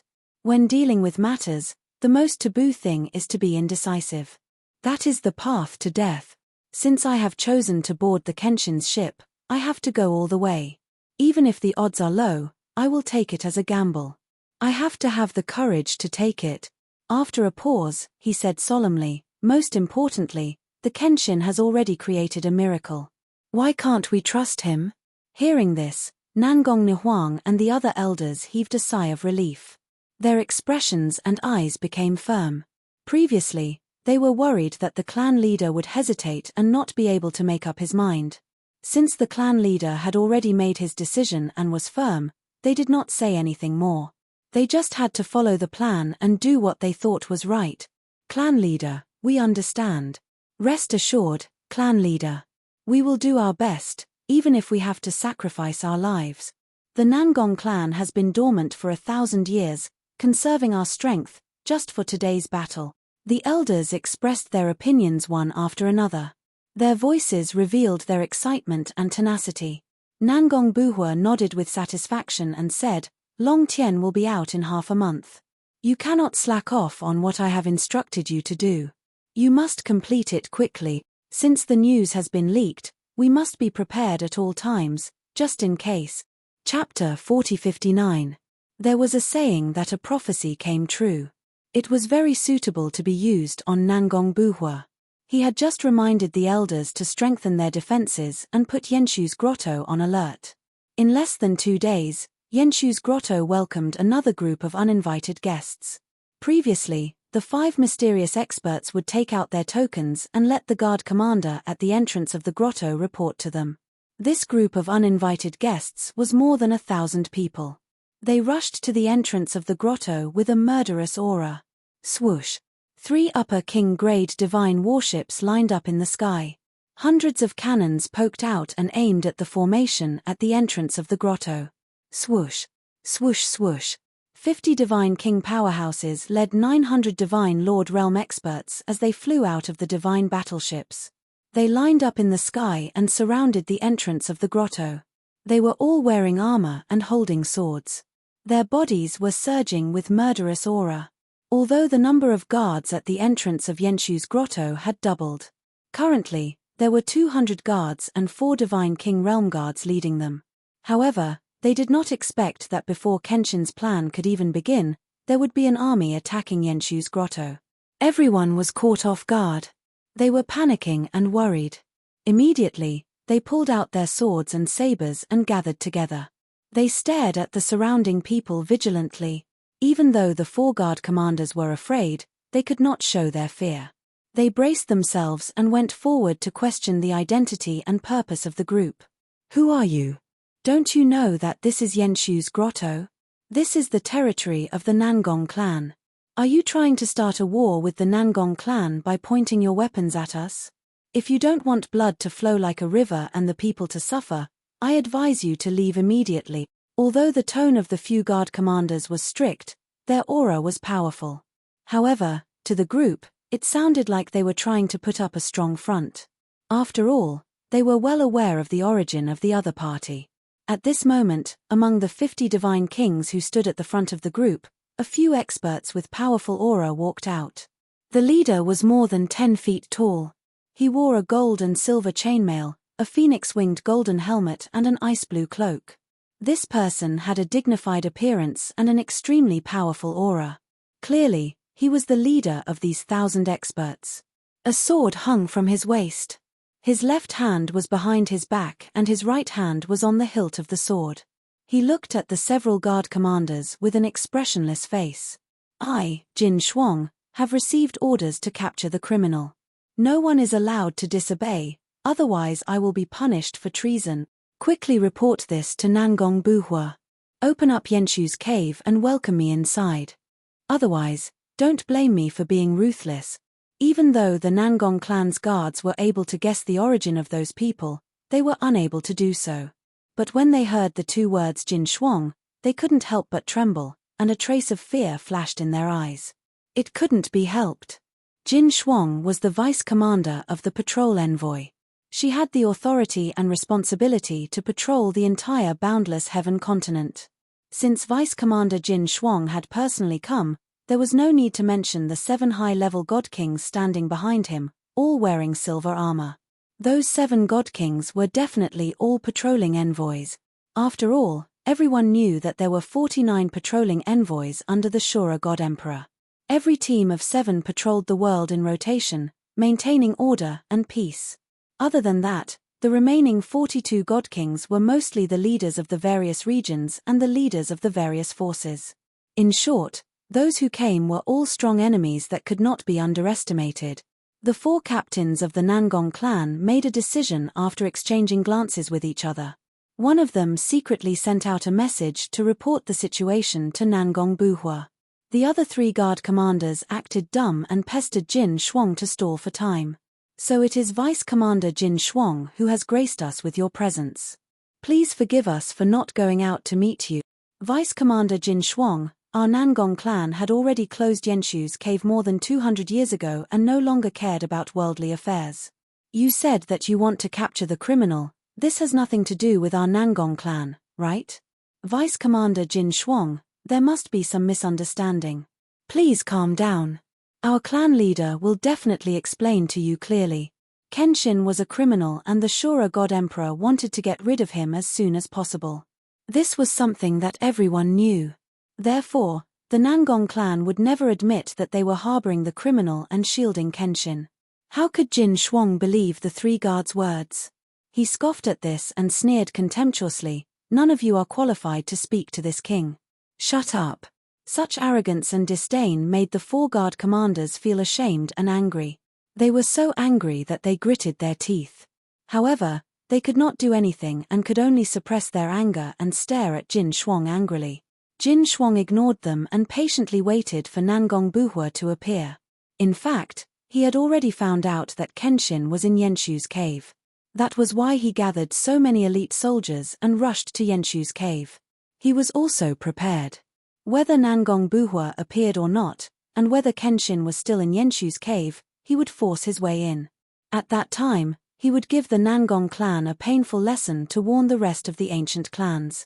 As for Kenshin, it would be best if he could capture him. Even if he could not, it would not matter. Anyway, he was only here to test the reaction of Kenshin and the Nangong clan. The main force to deal with Kenshin was still gathering and deploying in secret. Unknowingly, 15 minutes had passed. Nangong Buhua had not appeared and Jin Shuang was getting impatient. He frowned and his aura became gloomier. The few patrol envoys behind him started to fan the flames and make sarcastic remarks. Deputy Commander, you have been waiting here for so long. How could Nangong Buhua not show up? He is not giving you any face. Humph. How dare he make our commander Jin Shuang wait here for so long? That Nangong Buhua is too arrogant. Nangong Buhua is avoiding us. He is obviously guilty. Since Nangong Buhua is harboring the criminal, he should be punished as an accomplice. Deputy Commander, I am afraid that Nangong Buhua is packing up his belongings and preparing to escape. We cannot wait any longer. We must rush into Yenshu's Grotto Heaven and capture the criminal and Nangong Buhua. The few patrol envoys were egging Jin Shuang on to lead the group into Yenshu's Grotto Heaven. When the 900 overseer gods heard this, their blood boiled and they were eager to give it a try. As for the Nangong clan's guards, they were filled with anger and complained in their hearts. If Jin Shuang really led the group into Yenshu's Grotto Heaven, they would be sacrificed first. However, the tone and expression of the patrol envoys were very sincere. It sounded like they were threatening them. However, with Jin Shuang's ruthless nature, it was very likely that he would do so. This caused the guards' hearts to be in a mess, and they felt extremely conflicted. They could not do anything. They could only hold their weapons tightly and prepare to fight to the death. Soon, another 15 minutes had passed. Jin Shuang's patience was finally exhausted.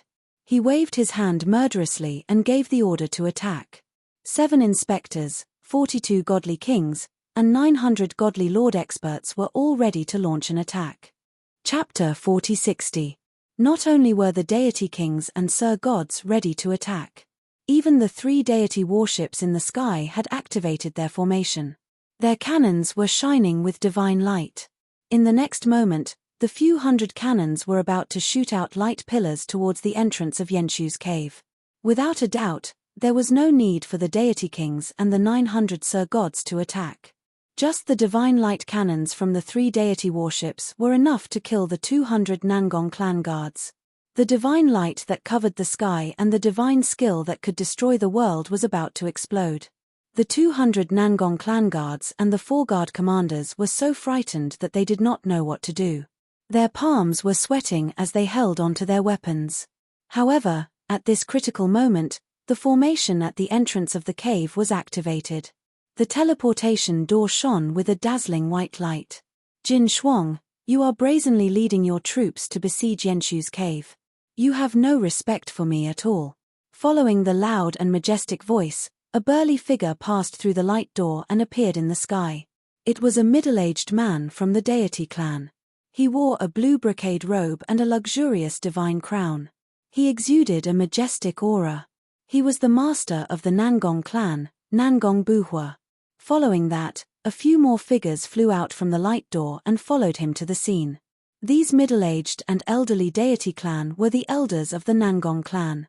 Seeing that the patriarch and the elders had arrived, the 200 guards heaved a sigh of relief, and their hanging hearts settled back into their stomachs. Jin Shuang and the rest of the deity kings looked at Nangong Buhua. They sized him up coldly and vigilantly.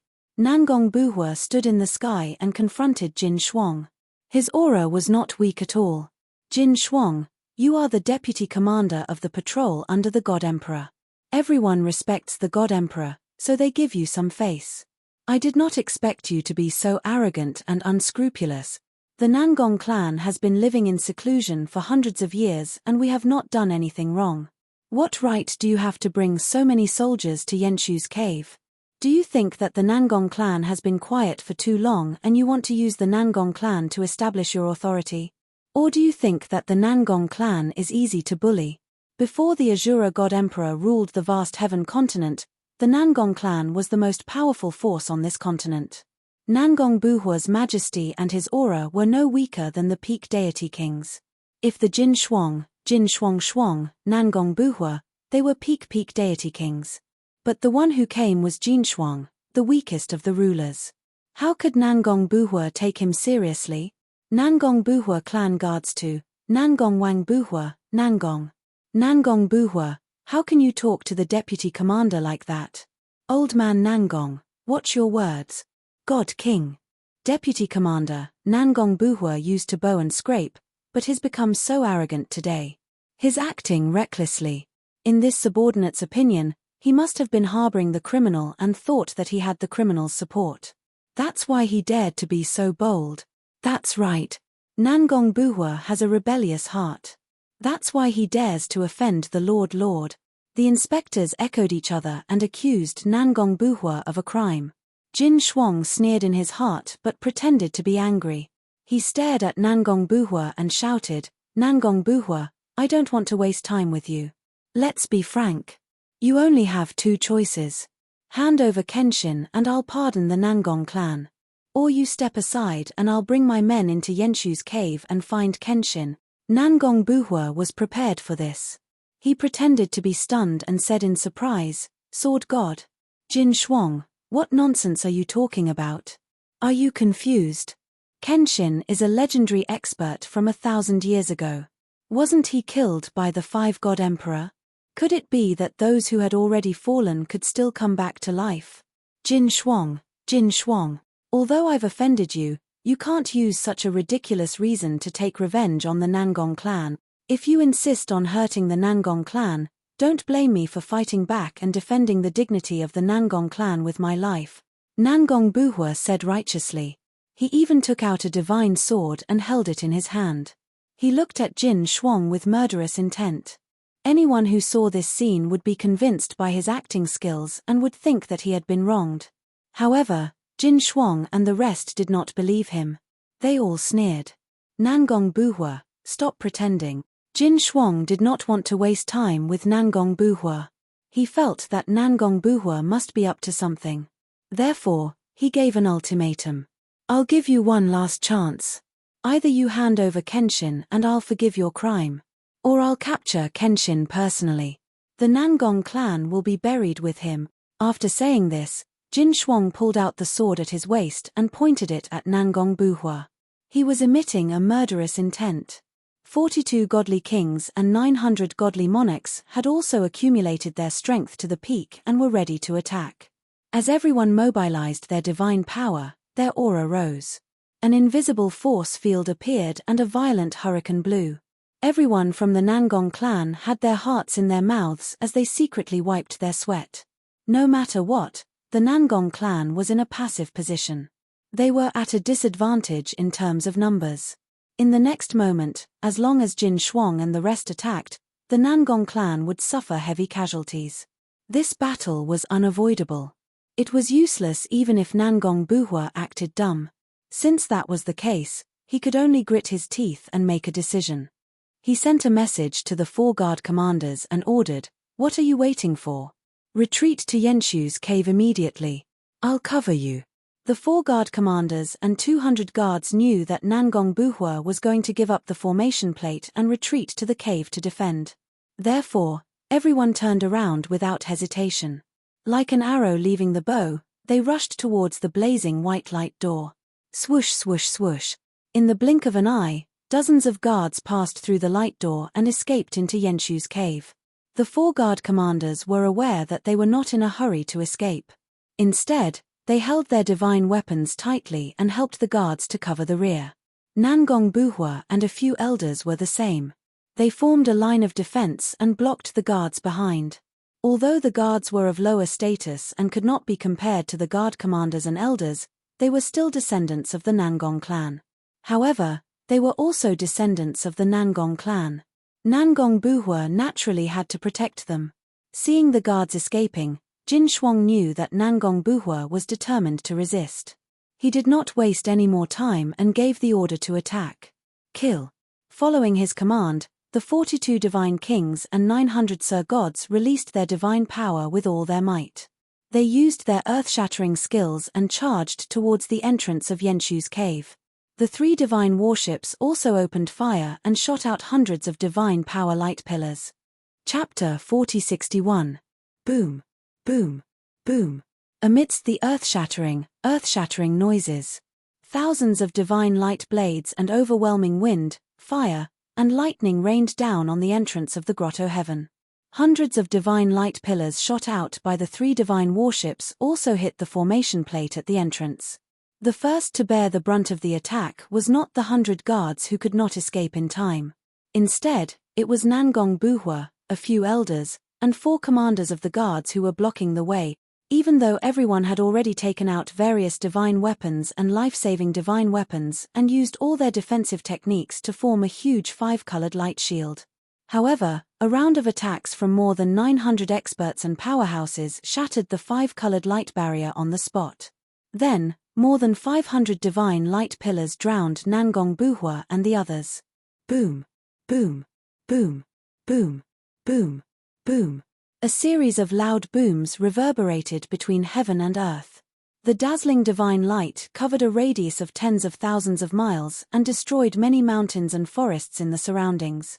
Nangong Buhua successfully blocked the hundreds of divine light pillars with his strength of 9th heaven divine king and 4 upper king level divine weapons. Not only was he unharmed, but he also protected dozens of guards. The elders were also powerful as they were all upper divine kings. They successfully defended themselves against the attacks of the divine warships and were not injured. Moreover, they had extra strength to protect dozens of guards. But the 4 commanders of the guards could not even protect themselves. They were all injured by the divine warships. More than 30 of the guards who could not escape in time were severely injured. Their bodies were badly mutilated. More than 20 guards were unlucky. They were killed on the spot. Not even their bones were left. Dark red blood streaked across the sky and splashed onto the formation plate. The air was filled with the smell of blood. The divine kings and Sir gods under Jin Shuang's command were even more motivated. They roared and started the second round of attack. Nangong Buhua and a few elders gritted their teeth in anger. Killing intent surged from their bodies. But they were not blinded by hatred and anger. They did not rush out of the formation plate to counterattack. They continued to cast spells to cover the retreat of the remaining guards. From the looks of it, it would take at most 2 breaths for the remaining dozens of guards to return to Yenshu's cave. By then, Nangong Buhua and the rest would return to the Yenshu cave. As long as they closed the heavenly passage's entrance, they would be able to hold on for a very long time, leaving Jin Shuang and the others helpless. Thinking of this, Jin Shuang didn't care about her status anymore. She waved her sword with all her might. Nangong Buhua, don't even think about escaping. Give me your life. Jin Shuang shouted angrily. His strength at the peak of the 8th level of the Divine King realm burst out completely at this moment. He slashed out 6 sword lights at Nangong Buhua. If it was any other time, Nangong Buhua would not have taken him seriously and could easily defeat him. However, Nangong Buhua not only had to resist the siege of many experts, but he also had to divert his attention to cover the escape of the guards. When Jin Shuang waved her sword and attacked, he no longer had any extra strength to resist. Peng peng peng. With a series of muffled sounds, Nangong Buhua was sent flying by the sword light and smashed into the blazing white light gate.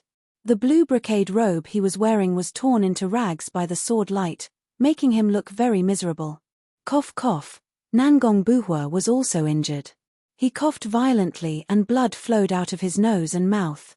Now that he was injured, there was a gap in the defensive light shield. The first round of attacks from the 42 God Kings struck more than 30 guards, blasting them to smithereens. Fortunately, the remaining guards had escaped back to Yenshu's grotto heaven. Now, only Nangong Buhua, a few elders and 4 commanders of the guards were left on the formation board. Nangong Buhua was so angry that his face turned black. A smear of blood appeared in his eyes. He glared at Jin Shuang and the others and roared, "Jin Shuang, just you wait. Very soon, I will make you pay with your blood." After saying this, he led the elders and the commanders of the guards to escape toward the blazing white light gate without hesitation. Jin Shuang and the 7 inspectors were filled with anxiety. They immediately shouted and joined hands to cast spells to attack the white light gate. They wanted to destroy the divine formation at the grotto heaven's entrance and stop Nangong Buhua and the others from escaping. They watched as divine spell shadows fell from the sky like a torrential flood. If Nangong Buhua and the others dodged, the blazing white light gate would be destroyed. However, if they did not dodge, the consequences would be obvious. At the moment of life and death, Nangong Buhua decisively gave the order and roared, "You all go first. I will cover you." As he roared, he used all his strength to activate 4 king-level upper divine artifacts to block above his head. He wanted to use his own strength to block the attacks of the many experts and cover the escape of the elders and the commanders of the guards. This scene caused the Nangong clan's elders and guard commanders to be incomparably moved. Their eyes even turned red. Even the divine kings and some divine monarchs under Jin Shuang admired Nangong Buhua. All this time, their superiors, such as the inspectors and the deputy commander, Jin Shuang, had been bossing them around and looking down on them. How could they count on these high and mighty nobles to protect them at the moment of life and death? They did not even dare to dream about it. At this moment, they even envied the people of the Nangong clan. With such a powerful and loyal patriarch, the Nangong clan must be very united, right? Bang bang bang. Boom boom boom. In the next moment, the overwhelming radiance of divine skills sent Nangong Buhua's 4 divine artifacts flying and drowned his figure. Amidst the dazzling multicolored light, he was blasted away, rolling and crashing into the distance. Amidst the series of loud noises, his muffled groans could be heard. There was a trail of blood at the edge of the disc. It was the blood that Nangong Buhua had just spat out. Although he was very powerful, second only to a peak divine king. However, no matter how powerful he was, he could not withstand the combined attacks of the 7 inspectors and Jin Shuang. He could not withstand the combined attacks of dozens of divine king experts. After being hit by the overwhelming radiance of divine skills, his injuries worsened and his strength decreased greatly. Fortunately, his sacrifice was worthwhile. The elders and the 4 commanders of the guards took the opportunity to pass through the blazing white light gate and escape back to Yenshu's grotto heaven. Now, only Nangong Buhua was still outside the grotto heaven. Jin Shuang and the 7 inspectors smiled maliciously and shouted loudly as they charged towards Nangong Buhua for the 3rd round of attacks. "Let's go together and capture Nangong Buhua. He is alone and has no helpers. Quickly capture him. As long as we capture Nangong Buhua, the Nangong clan will have to surrender. Everyone, let's go together. We can't let him escape no matter what." With so many people attacking Nangong Buhua and him being severely injured, wouldn't it be easy to capture him?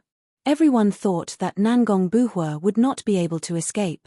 Unexpectedly, just as everyone was approaching him, he suddenly took out an ancient linen banner and chanted a strange incantation. Swoosh!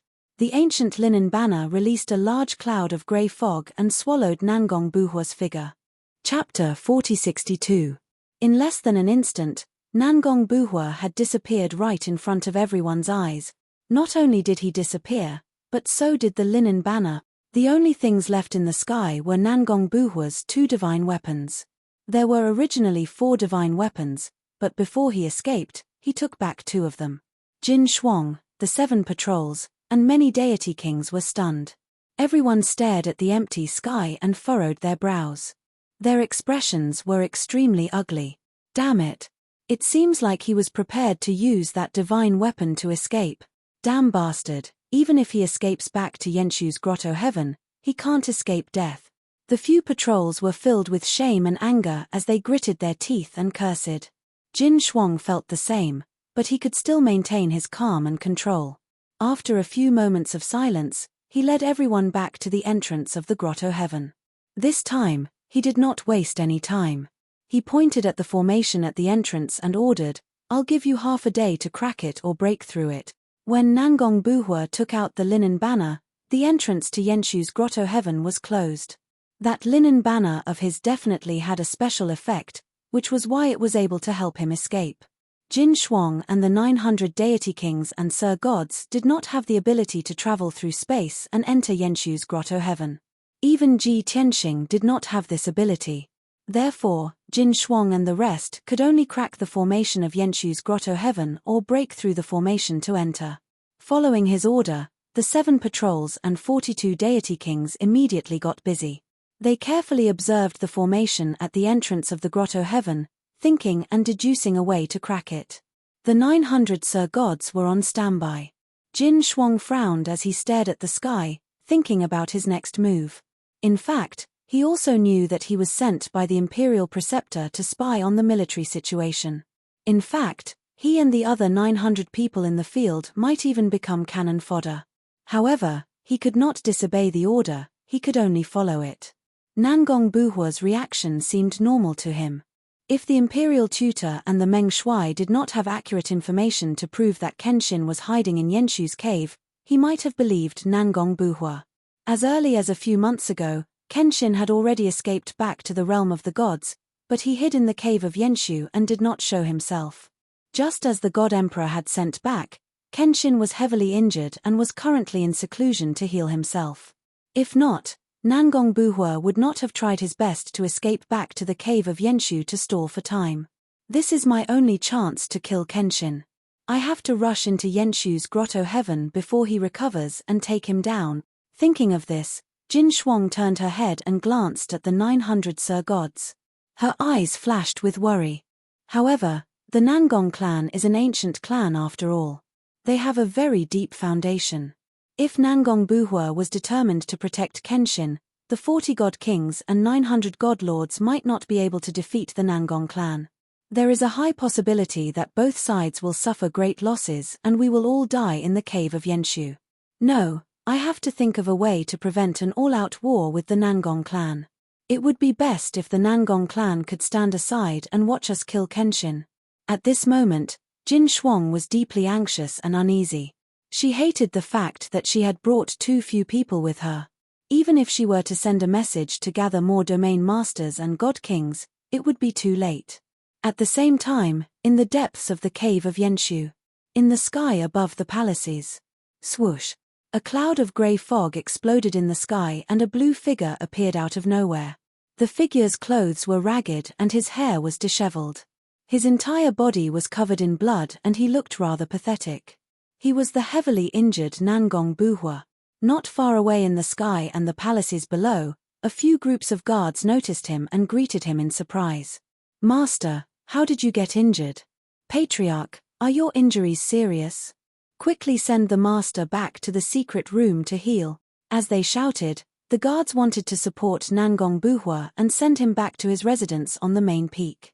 However, Nangong Buhua waved his hand and did not allow them to support him. He said with a hoarse voice, "My injuries are not serious. Don't be so flustered. Quickly inform Lady and a few elders to come to the Great Light Hall for a meeting." 2 groups of guards acknowledged the order and turned to carry out their mission.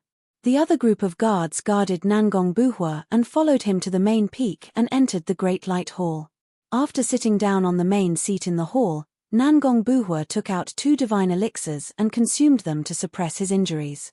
Then, he took out a new set of robes and jade crown. After shooting out a few rays of divine light, he changed into a new set of clothes.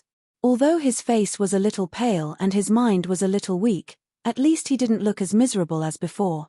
Not long after, Nangong Nihuang walked into the hall quickly. Sensing that Nangong Buhua's aura was different, she asked worriedly, "Father, are you injured? How is your injury? Is it serious?" Nangong Buhua shook his head and comforted her. After waiting for a while, the elders arrived at the Great Light Hall. As soon as they met, Nangong Buhua asked, "Where are the guards?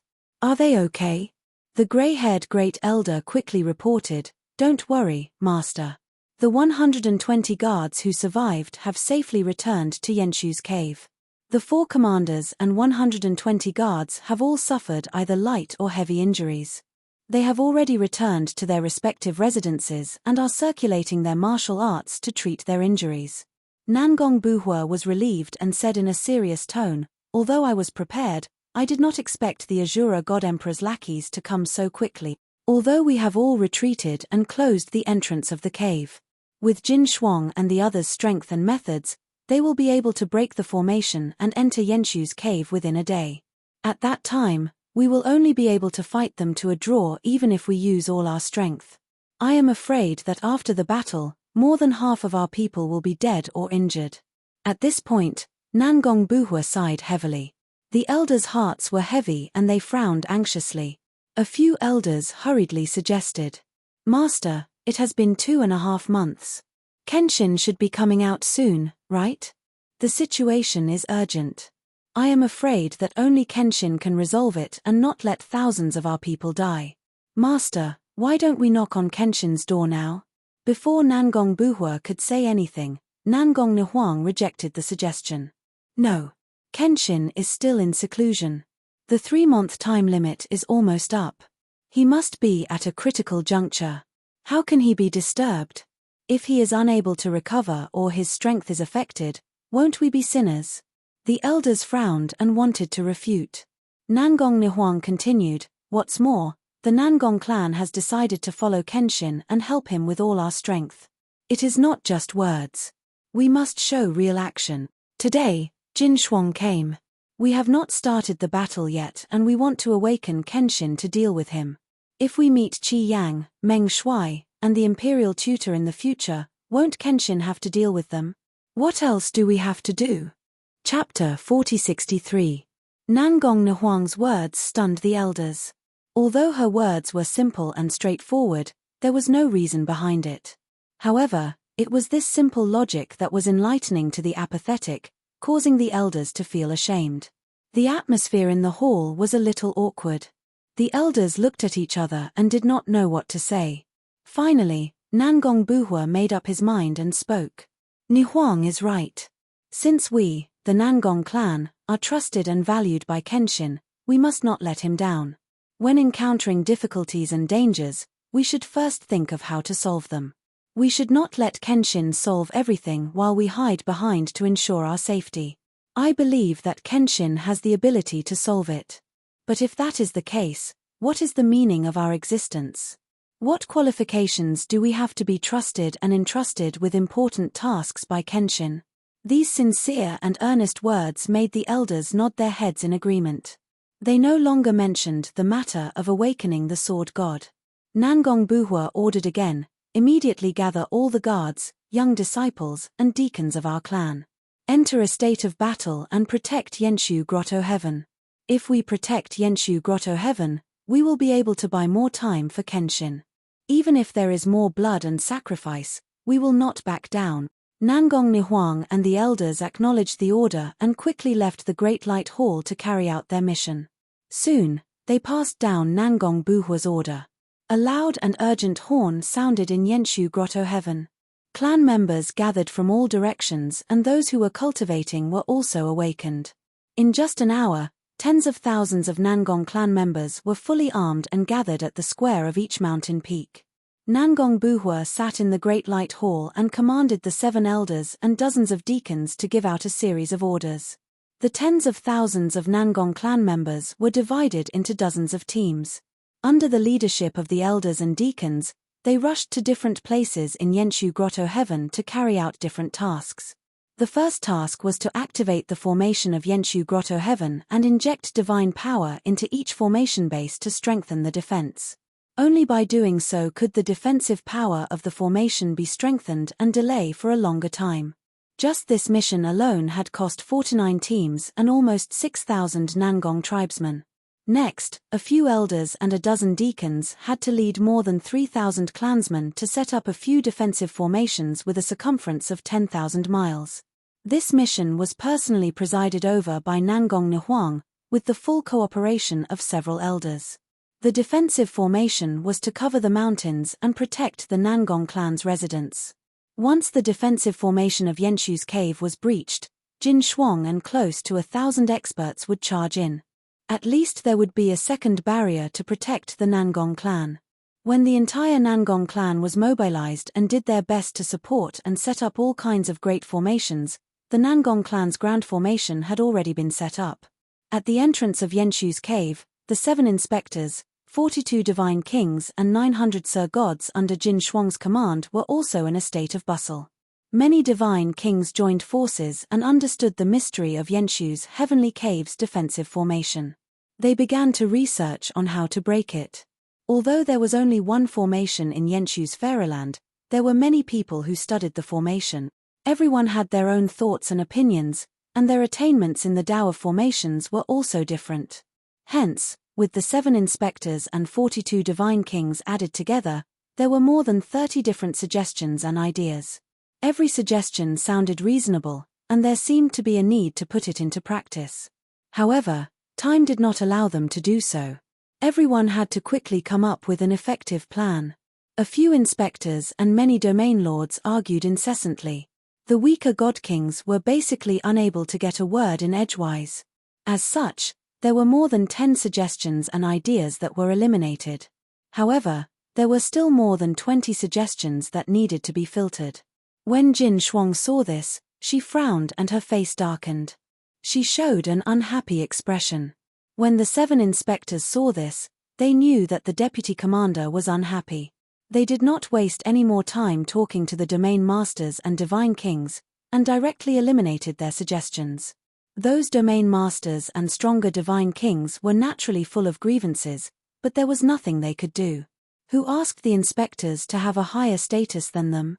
Even so, the 7 inspectors held different opinions and still needed to be filtered. The 42 god kings had all stepped aside, leaving only the 7 patrol envoys who were still arguing endlessly. Jin Shuang immediately became angry and scolded the 7 inspectors to their faces. The 7 of them immediately became obedient and agreed with a certain inspector's suggestion. In fact, everyone knew that the inspector's suggestion was the best plan. However, everyone had the intention to compete and show off. They were not willing to be outdone. Since Jin Shuang was angry, they did not dare to continue arguing. If they angered Jin Shuang, then the losses would outweigh the gains. Moreover, if they used the inspector's suggestion, even if there was a problem, they could not be blamed. Just like this, the 7 inspectors decided on the plan to break the array. They led the 42 divine kings and began to use their techniques. As time passed, everyone threw themselves into the work of breaking the array. They were especially serious and worked hard. Only the 3 divine warships were idle and were sent away by Jin Shuang. They flew around the entrance of the Grotto Heaven, inspecting the situation within 100,000 li to prevent other powers from coming to reinforce the Nangong clan. Unknowingly, half a day passed. Although many divine kings and divine monarchs were busy in full swing and looked very serious. In fact, the task of breaking the array had just started not long ago. They were not even halfway done. After Jin Shuang observed carefully, he was so angry that he scolded the divine kings again. He was very clear that the more time they wasted, the more danger they would be in. However, the abilities of the 7 inspectors were limited. No matter how much he scolded them, it was useless. Helplessly, he could only join the ranks of breaking the array and personally cast a spell to break the array. In fact, Jin Shuang's worries were not without reason. Nangong Buhua also thought of sending a message to other powers to ask them to reinforce the Yenshu Grotto Heaven. However, after much consideration, he gave up on this plan. The Nangong clan did not have many allies. There were only 2 or 3 ancient clans and 2 sects. Not to mention the 2 sects, they did not have enough experts and masters. Even if they came, they would only be sending themselves to their deaths. As for the 2 or 3 ancient clans, among the 5 masked experts, 2 of them were the clan leaders of the ancient clans. Even if Nangong Buhua used his toes to think, he knew that they would definitely watch from the sidelines. They would take this opportunity to observe the Nangong clan's reaction and test the Kenshin's depth and details. After getting an answer, It would be easier for them to negotiate with the Kenshin in the future. They could not wait for such an opportunity. Why would they send reinforcements? Chapter 4064. No one could help the Nangong clan get through this crisis. In the end, they had to rely on themselves. Nangong Buhua gave up on asking for help. He simply treated his injuries and devoted himself to setting up the array. At the same time, he was also paying attention to Ji Tianxing's movements and the situation at the door of the secret chamber.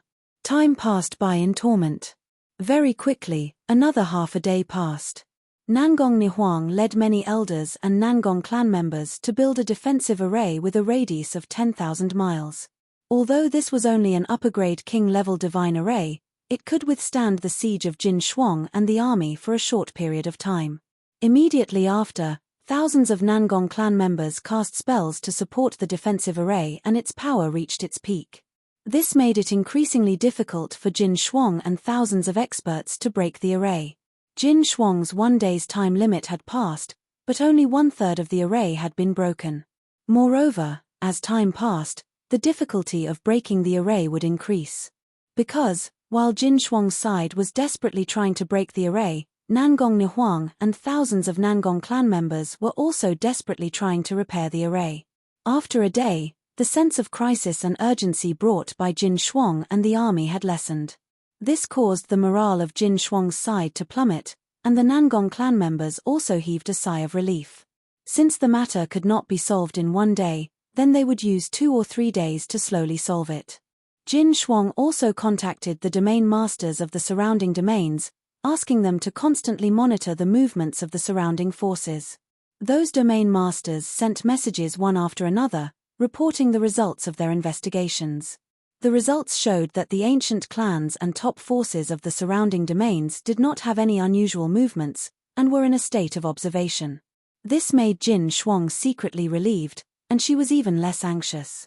At the same time, Ji Tianxing had already cultivated in the distorted spacetime for 10 years and a few months.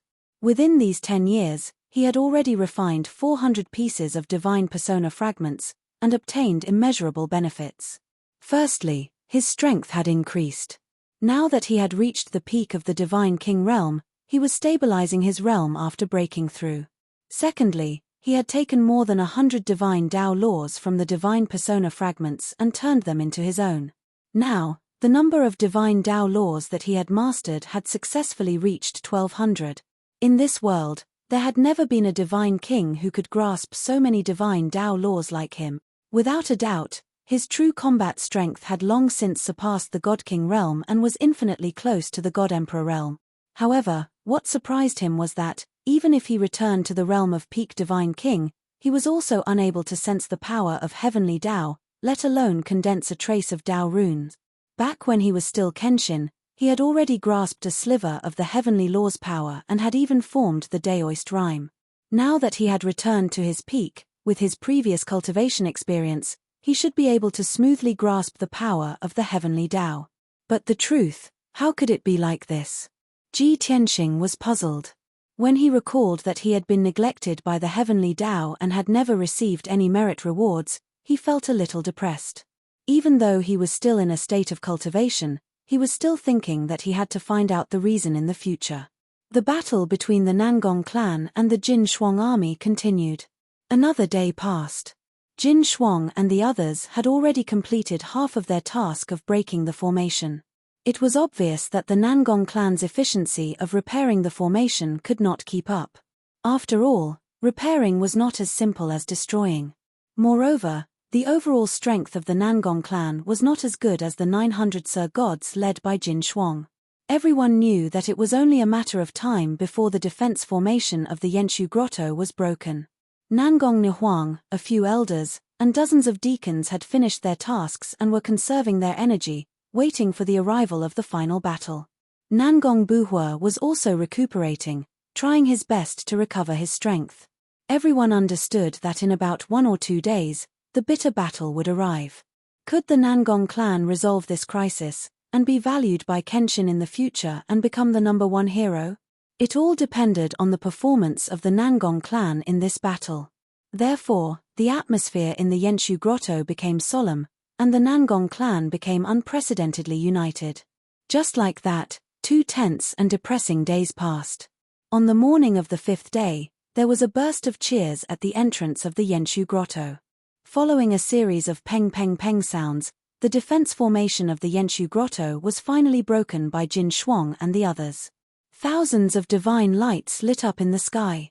Those were the veins of the defense formation, and they were collapsing one by one. The white light door at the entrance also appeared, but it was broken into pieces, turning into divine light fragments, and scattered between heaven and earth. An ugly, dark hole appeared. That was the opening of the defense formation, like a huge passageway, connecting the realm of gods and the Yenshu Grotto. The 7 inspectors and the many godly kings and godly lords cheered excitedly as they quickly retreated. Jin Shuang, however, was not happy. Her face was still gloomy, and there was a tinge of worry in her eyes. This was because the original plan to break the defense formation of the Yenshu Grotto in one day took a total of 4 days to complete. In addition, the Nangong clan's reaction was too calm, as if they had a card up their sleeve, and were not worried at all. Most importantly, these deity kings and Sir gods had been casting spells to break the defense formation for 4 days, and their strength had decreased tremendously. When everyone rushed into the Yenshu Grotto and fought with the Nangong clan, they would definitely be affected. However, things had already come to this point, and there was no use worrying and anxiety. They could only take one step at a time. After everyone had retreated, the 3 divine warships flew back, and arranged themselves into a formation in the sky. Hundreds of cannons extended out, and began to accumulate a vast amount of divine power, and lit up with a blinding divine light. Boom! Boom! Boom! Boom! In the next moment, hundreds of divine power light pillars burst out at the same time, and with the power to destroy everything, they violently blasted towards the opening. Divine light exploded in the field, and the light fragments scattered everywhere. The opening, which was originally 10 feet wide, suddenly expanded by more than 10 times, and became 100 feet wide. The veins of the formation around the opening were also severely damaged, and they all broke and collapsed. With such a huge opening in the defense formation, no matter how hard the Nangong clan tried to repair it, it would not be able to recover in a short period of time. At the same time, the 3 divine warships' simultaneous bombardment could prevent the Nangong clan from setting up an ambush on the other side of the opening. When the divine light in the sky dispersed, and the earth-shattering sound disappeared, Jin Shuang then gave the order to attack. Charge in, kill. As her voice fell, the 7 patrol led the deity kings, and rushed into the opening, and rushed into the Yenshu Grotto. After everyone had entered the Yenshu Grotto, Jin Shuang then followed in. Only 3 divine warships remained outside to guard the opening, and to assist Jin Shuang and the rest at any time. As for Jin Shuang, the deity kings, and Sir gods, they rushed into the Yenshu Grotto with murderous intent, but when they looked around, they realized that the surroundings were empty. They originally thought that the Nangong clan would send a large number of troops to ambush them, and attack them head-on.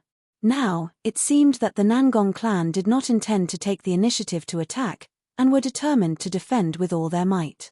Chapter 4065. Since the Nangong clan was not going to fight them head-on, Jin Shuang was naturally relieved. He led the 900 divine monarch and divine king experts as they rushed into the depths of the grotto heaven. Of course, he did not let his guard down. He was always on guard against the Nangong clan's schemes. Along the way, the 7 inspectors spread out to monitor the surrounding situation in case the Nangong clan launched a surprise attack. And reality proved that after flying for hundreds of thousands of miles and arriving at the Nangong clan's palaces, they did not encounter any surprise attacks or trouble. Looking from afar, between the mountain peaks, they could faintly see the silhouettes of palaces and residences. Jin Shuang waved his hand, indicating for everyone to slow down and spread out, slowly approaching the area. We advanced all the way and did not encounter any resistance from the Nangong clan. It seems that they have gathered here and are planning to hold their ground and resist stubbornly. Everyone, be careful. They did not set up any traps elsewhere, so they will definitely do something here. Jin Shuang held his divine sword and slowly flew towards the palaces. He transmitted his voice to remind everyone to be careful. The 7 inspectors and divine kings said they understood and obeyed, but they did not take it seriously. They did not encounter any resistance and thought that the Nangong clan was terrified and did not dare to fight them. As a matter of fact, some of the inspectors and god kings even imagined that the Nangong clan might hand over the sword god to protect themselves once they revealed their identities. If that was the case, they would have done a great service without any effort. But the reality was different from what they imagined. When Jin Shuang and the others approached the palaces, they were still 10,000 miles away. Between the mountains and rivers around the palace complex, divine light suddenly soared into the sky, forming a huge 5-colored light screen. Shua. In the blink of an eye, a 5-colored light screen with a radius of 10,000 miles appeared, enveloping nearly 100 mountains. The 5-colored light screen was like a canopy in the sky. As the array revolved, it flashed with a dazzling light and released a vigorous divine power fluctuation. Thus, the 10,000 miles of space within the light screen was tightly protected. Immediately after, thousands of Nangong clan members flew out from the various mountains, palaces, and residences, lining up in the sky. They formed a formation in the sky and divided into hundreds of teams. They joined forces to cast spells to support the operation of the formation and increase its power. At the same time, their bodies were filled with terrifying killing intent as they glared at Jin Shuang and the others. The expressions of the 7 inspectors and the god kings changed when they saw this. They frowned heavily. This, another great array? Oh my god. We won't have to spend a few more days to break this formation, right? Damn it. Why were the people of the Nangong clan so cowardly? Can't we have a good fight? You cowards. Do you only know how to hide in the formation and drag out an ignoble existence? Thinking back to the experience of breaking the array a few days ago, the 7 inspectors and the god kings all had headaches. They cursed angrily, wishing they could kill all of the Nangong clan members. Originally, they had used 4 days to break the formation, so they were already exhausted. It was not easy for them to enter Yenshu's cave heaven and fight with the Nangong clan. They did not expect to have to break the formation again. Many of them had a mental breakdown. However, the Nangong clan members in the 5-colored light barrier could not hear their shouts, so they did not react. However, Jin Shuang frowned and shouted at the Nangong clan members in the 5-colored light barrier, Nangong Buhua, are you really going to be a coward? If you are still a person, show yourself. I want to have a good talk with you. There was no doubt about the outcome. The Nangong clan members in the 5-colored light barrier did not react, and Nangong Buhua did not show himself. Jin Shuang thought that Nangong Buhua was purposely avoiding him, but in fact, Nangong Buhua was healing himself. Nangong Nihuang, a few elders, and many deacons were busy deploying troops to increase the power of the defensive formation. Therefore, Jin Shuang shouted outside the formation for a while, but no one responded to him. Jin Shuang, who was ignored, could be said to have lost all face. She was ashamed and resentful. In his anger, he said ruthlessly, Nangong Buhua, I gave you one last chance to live, but you avoided me. You want to play dead with me? Fine, I will fulfill your wish. Within a day, I will break through this turtle shell and kill you, you old turtle. Following his order, the 7 inspectors and 42 divine kings immediately spread out and observed the structure of the defensive formation. The 900 divine monarch experts also spread out and consciously formed a formation. Although everyone was unwilling to continue breaking the formation, they felt a headache just thinking about it.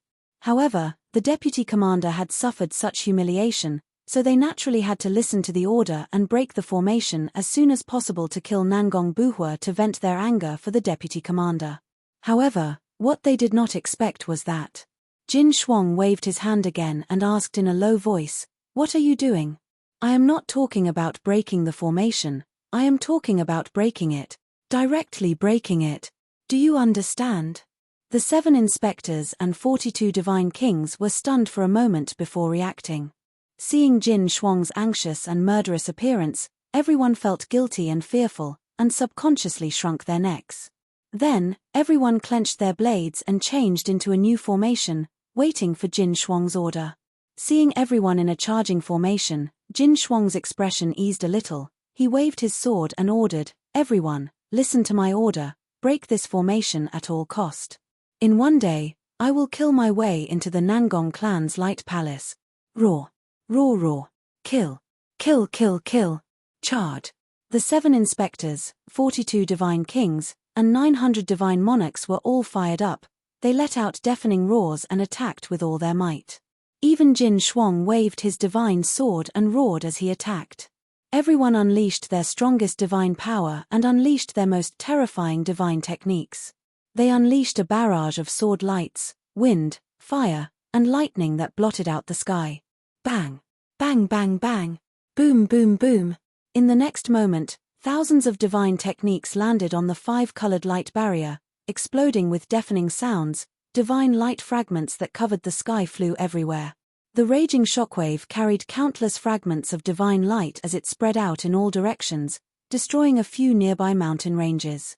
The light barrier that was thousands of miles wide also trembled, exploding with divine light. Seeing that the first round of attacks from Jin Shuang and the others were close to the limit of the formation's defense, the light barrier was about to crack. The thousands of Nangong clan members revealed shocked and worried expressions. Many of the Nangong clan members who had lower mental fortitude let out cries of surprise. Luckily, there were 3 elders and 20 deacons present. They quickly comforted everyone. Under their command, the thousands of Nangong clan members activated their divine power and poured it into the defensive formation. Thus, the defensive formation quickly dissolved the shockwaves and became as stable as a rock. Chapter 4066. Boom. Boom boom boom. Soon, Jin Shuang and the 900 godly kings and godly monarchs launched a second round of attacks. Once again, divine techniques, wind, fire, and lightning filled the sky. Like a flood, they rained down on the 5-colored light barrier, creating earth-shattering explosions. The enormous sound waves spread for tens of thousands of miles before dissipating. The violent shockwaves, wrapped in divine light fragments, swept across 80,000 miles. As a result, the mountains in this area collapsed one after another, and the mountain range also collapsed one after another, turning into a desolate ruin. Yellow sand filled the sky, covering the sun, causing everything within tens of thousands of miles to be blurry. The 5-colored light barrier once again withstood the fierce attacks. It only trembled and shook violently, but no cracks appeared. The thousands of Nangong clan members finally let out a sigh of relief. Previously, they were worried that this hastily constructed array would not be able to withstand the attacks of Jin Shuang's army. But now, it seemed that the efforts of the young miss, the elders, and the deacons were not in vain. As time passed, Jin Shuang and the 900 godly kings and godly monarchs continued their attacks. The loud rumbling noises did not stop, and the flashing divine light and devastating shockwaves did not stop either. The 5-colored light barrier within 10,000 miles shook more and more violently. 4 hours later, the light barrier's power gradually decreased, and cracks began to appear under the attacks. However, the Nangong clan members desperately repaired the array, replenishing its power so that it could still hold on. 6 hours later, more and more cracks appeared on the formation, densely packed. No matter how hard the Nangong clan members tried, the speed of repairing the cracks could not keep up with the destruction of Jin Shuang's army. 12 hours later, half a day had passed. The cracks on the 5-colored light barrier had already turned into dozens of cracks. The long cracks were dozens of feet long, and the short ones were more than a foot wide.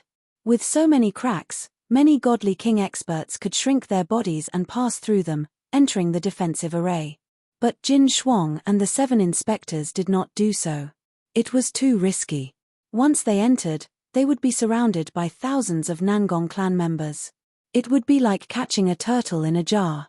If Nangong Buhua, Nangong Nihuang, and the others were hiding in the shadows, waiting for an opportunity, then they would be sending themselves to their deaths.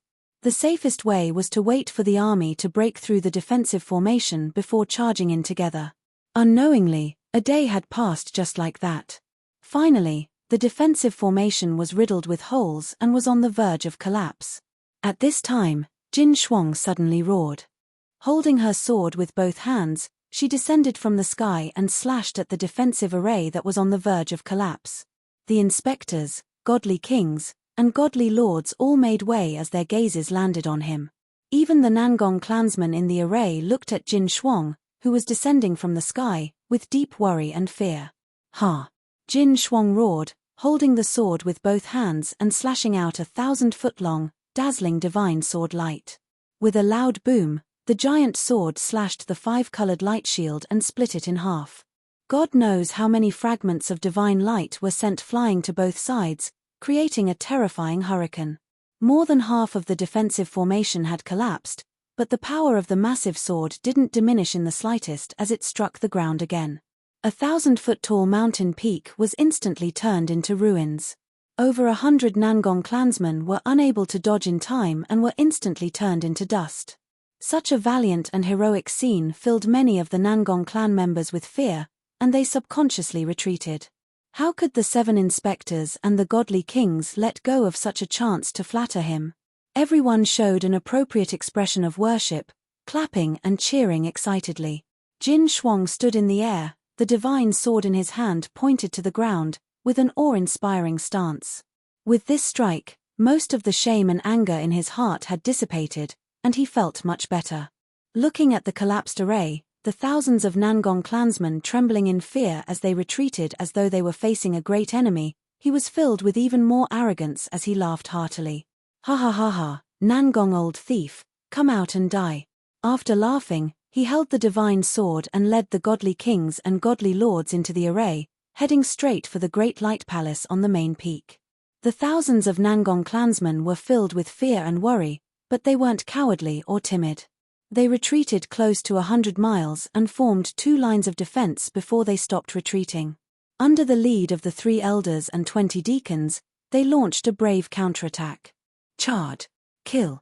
Even if we die in battle, we can't lose face for the Nangong clan. Many hot-blooded young disciples let out stubborn roars. The 3 elders and more than 20 deacons took the lead and charged forward. They unleashed their divine arts with all their might, releasing a divine light that blotted out the sky and covered the sun. Peng peng peng! Boom boom boom! Kaboom! The 2 groups of people quickly overlapped as they fiercely clashed. The sky was filled with divine techniques as they clashed, creating a deafening explosion that shook the heavens and earth. The divine light covered the sky as the devastating shockwaves shook the earth. Countless fragments of divine light danced in the air. Shouts of killing still reverberated in the heavens and earth. The mountains and forests below their feet, on the other hand, were already collapsing and splitting, turning into desolated ruins. Dust flew, blood splattered, and broken limbs flew in the air. The only thing left in this area was the scene of blood and fire. The most intense exchange of close combat brought about the most tragic battlefield. It was a ghastly sight. Both sides had only exchanged a few blows, but the Nangong clan had suffered heavy casualties and were constantly retreating. No matter if it was the 3 elders and 20 deacons, or the thousands of Nangong clan members, they were no match for Jin Shuang's army. Jin Shuang's side had only lost 30 Sir Gods, but the Nangong clan's casualties had already exceeded 100. If this continued, the thousands of Nangong clan members would be killed within 4 hours. At that time, more than half of Jin Shuang's army would survive. Thinking of this, Jin Shuang's army's morale soared as they charged even more bravely. The thousands of Nangong clan members were anxious as they thought to themselves, why haven't the family head and young miss acted yet? At this moment, the great light palace on the main peak suddenly lit up with a few beams of divine light that shot into the sky as a roar came out. The long roar that pierced through metal and stone broke through the air, causing many mountains to tremble. Jin Shuang raised her head and saw a few divine king experts rushing over in the form of flowing light. The leader was Nangong Buhua, who wore a blue robe and a divine crown. Old Nangong, you can't sit still after all? Jin Shuang's lips curled into a cold smile as she mocked in a disdainful tone. However, Nangong Buhua and the 4 divine king experts did not help the Nangong clan members when they got close. They took out a few divine artifacts and attacked the back of Jin Shuang's army. Swoosh! Swoosh swoosh! A total of 12 divine artifacts landed in the ruins and immediately shot into the sky, forming a huge barrier. Chapter 4067. Seeing the actions of Nangong Buhua and the others, Jin Shuang was clearly confused. The 7 inspectors, 42 godly kings, and many godly lords were also puzzled by this. Logically speaking, Nangong Buhua and the few divine king experts of the Nangong clan should have joined the battle. Why would they take out a divine weapon and set up a formation on the battlefield? Even if they wanted to set up a divine light barrier to block the attack of Jin Shuang's army, it should be between the two armies. Why would they set it up behind Jin Shuang's army? What was this? Of course, there were 2 or 3 inspectors who thought they had guessed Nangong Buhua's scheme and quickly shouted to remind everyone. Everyone be careful, this must be old Nangong's scheme, don't be careless, don't fall into old Nangong's trap. The facts seemed to confirm their guesses. The 5-colored barrier extended in all directions and surrounded Jin Shuang's army. Seeing this, Jin Shuang immediately waved his sword and ordered, "Charge! Destroy them with all your strength and charge into the Light Palace." Jin Shuang was very calm and his goal was very clear. The divine light barrier could not harm them for the time being and could be ignored. If they wasted time and manpower to destroy the barrier, they would fall into Nangong Buhua's trap. The correct method was to charge forward and destroy the Nangong clan until they reached the Light Palace. The facts proved that Jin Shuang's method was very wise. He personally led the army under his command and defeated the Nangong clan members like a hot knife through butter, quickly advancing a few hundred miles. Only when Nangong Buhua and several elders stopped them did Jin Shuang and the experts under him stop their charge. The divine light barrier hundreds of miles behind them was still extending to both sides and the sky, but the speed was not fast enough. Not to mention whether the barrier could stop Jin Shuang and the others, even if it could, the temporary barrier did not have much killing power. Jin Shuang looked at Nangong Buhua who was hundreds of feet away and sneered disdainfully, "Old Nangong, have you gone senile? I said I would charge into the Light Palace and cut off your head with my own hands. You didn't run for your life and didn't set up a defense in front of you, but set up a barrier behind us. Ha ha ha ha. Looks like you've been scared out of your wits and are at a loss for what to do, right?" The other inspectors also laughed wildly, mocking Nangong Buhua. "Old bastard Nangong, if you know what's good for you, you'd better kneel down and admit defeat. The deputy commander might give you a decent death. Old thief Nangong, I'm afraid it's not enough to just kneel down and admit defeat. It's best if you let your beautiful daughter accompany our deputy commander. Ha ha ha ha. The vice commander gave you a chance before, but you insisted on dying. Old Nangong, die obediently." Hearing such filthy words, many elders, deacons, and clansmen of the Nangong clan were unable to restrain their anger. Their blood and chi surged, and they wished they could fight Jin Shuang's army to the death. However, Nangong Buhua, Nangong Nihuang, and the others were not angry. If one looked carefully, they would discover that their eyes were extremely calm and confident, and there was even a trace of mockery hidden in their eyes. The others did not see the problem, but Jin Shuang observed carefully and found some clues. His heart skipped a beat, and he had a bad premonition. What's going on? I have already brought people here. The Nangong clan is in a critical situation, and they are on the verge of death. Why are they not panicking at all? No. There must be something wrong, could it be? In an instant, Jin Shuang guessed a possibility. His pupils shrank, and a trace of worry flashed across his eyes. The facts once again confirmed his guess. Nangong Buhua held his head high, looked down at him with a dignified expression, and said in a sonorous voice, "Jin Shuang, haven't you always said that you want to see the Kenshin in person? Now, you've got your wish." After speaking, he did not care about the reaction of Jin Shuang and the other inspectors, and turned to look in the direction of the Light Palace. Nangong Nihuang and the several elders also looked sideways at the main peak, a smile and expectant expression on their faces. At this moment, everyone was shocked and silent. Jin Shuang and the inspectors, god kings, and divine lords under his command all had a look of astonishment, and their eyes were filled with disbelief. And everyone in the Nangong clan had a look of surprise and relief, and many people even cheered. Unknowingly, all the Nangong clan people had regarded Kenshin as their most reliable backer. And Jin Shuang and the god kings and divine lords under his command were filled with fear of Kenshin. Swoosh! At this moment, a white light lit up in the Light Palace and soared into the sky. It was a handsome and valiant white figure. Although it was very far away and could not be seen clearly, it was still very blurry. But his extraordinary appearance, mysterious and dignified aura still made everyone's heart palpitate. Swoosh! The next moment, the white figure casually took a step forward, crossed the 8,000 miles of sky, and came to the battlefield. He stood in front of Nangong Buhua and Nangong Nihuang, looking calmly at Jin Shuang with a faint smile on his lips. Everyone's eyes were gathered on him at this moment.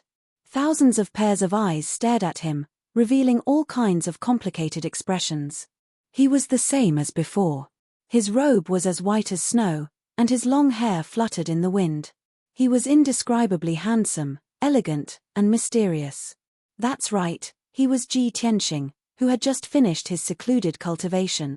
After he had broken through to the peak of the God King stage, he had cultivated for a period of time to stabilize his foundation and strength.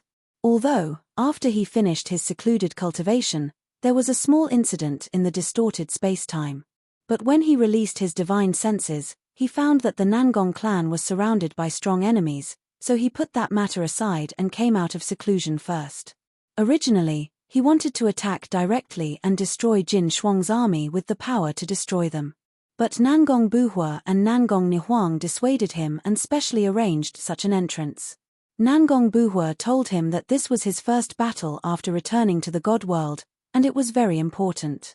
Not only did this battle have to be won beautifully, but it also had to be won easily and shockingly. After all, there were many forces watching in the dark, estimating his strength and thinking of how to bargain with him. Ji Tianxing did not mind following Nangong Buhua's advice and listened to it. Reality proved that such an appearance was indeed a pleasant surprise, and also left a deep impression on people. Jin Shuang, it has been many years since we last met. Do you have any last words? Ji Tianxing looked at Jin Shuang with a smile that was not a smile, and said these words calmly.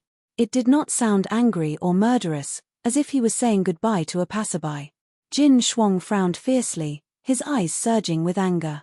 Although he was nervous, he was not afraid at all.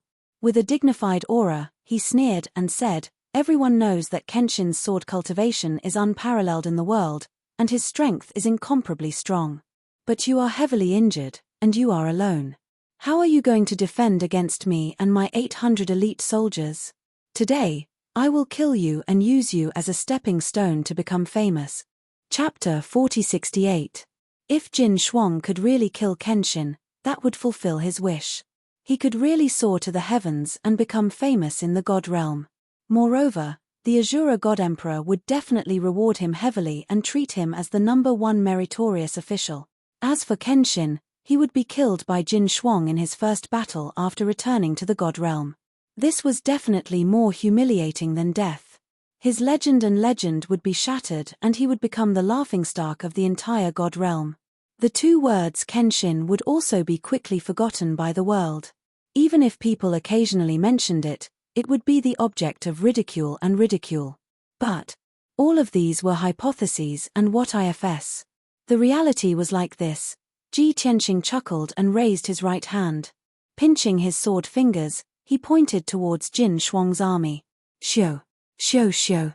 3 consecutive golden sword lights pierced through the air like lightning.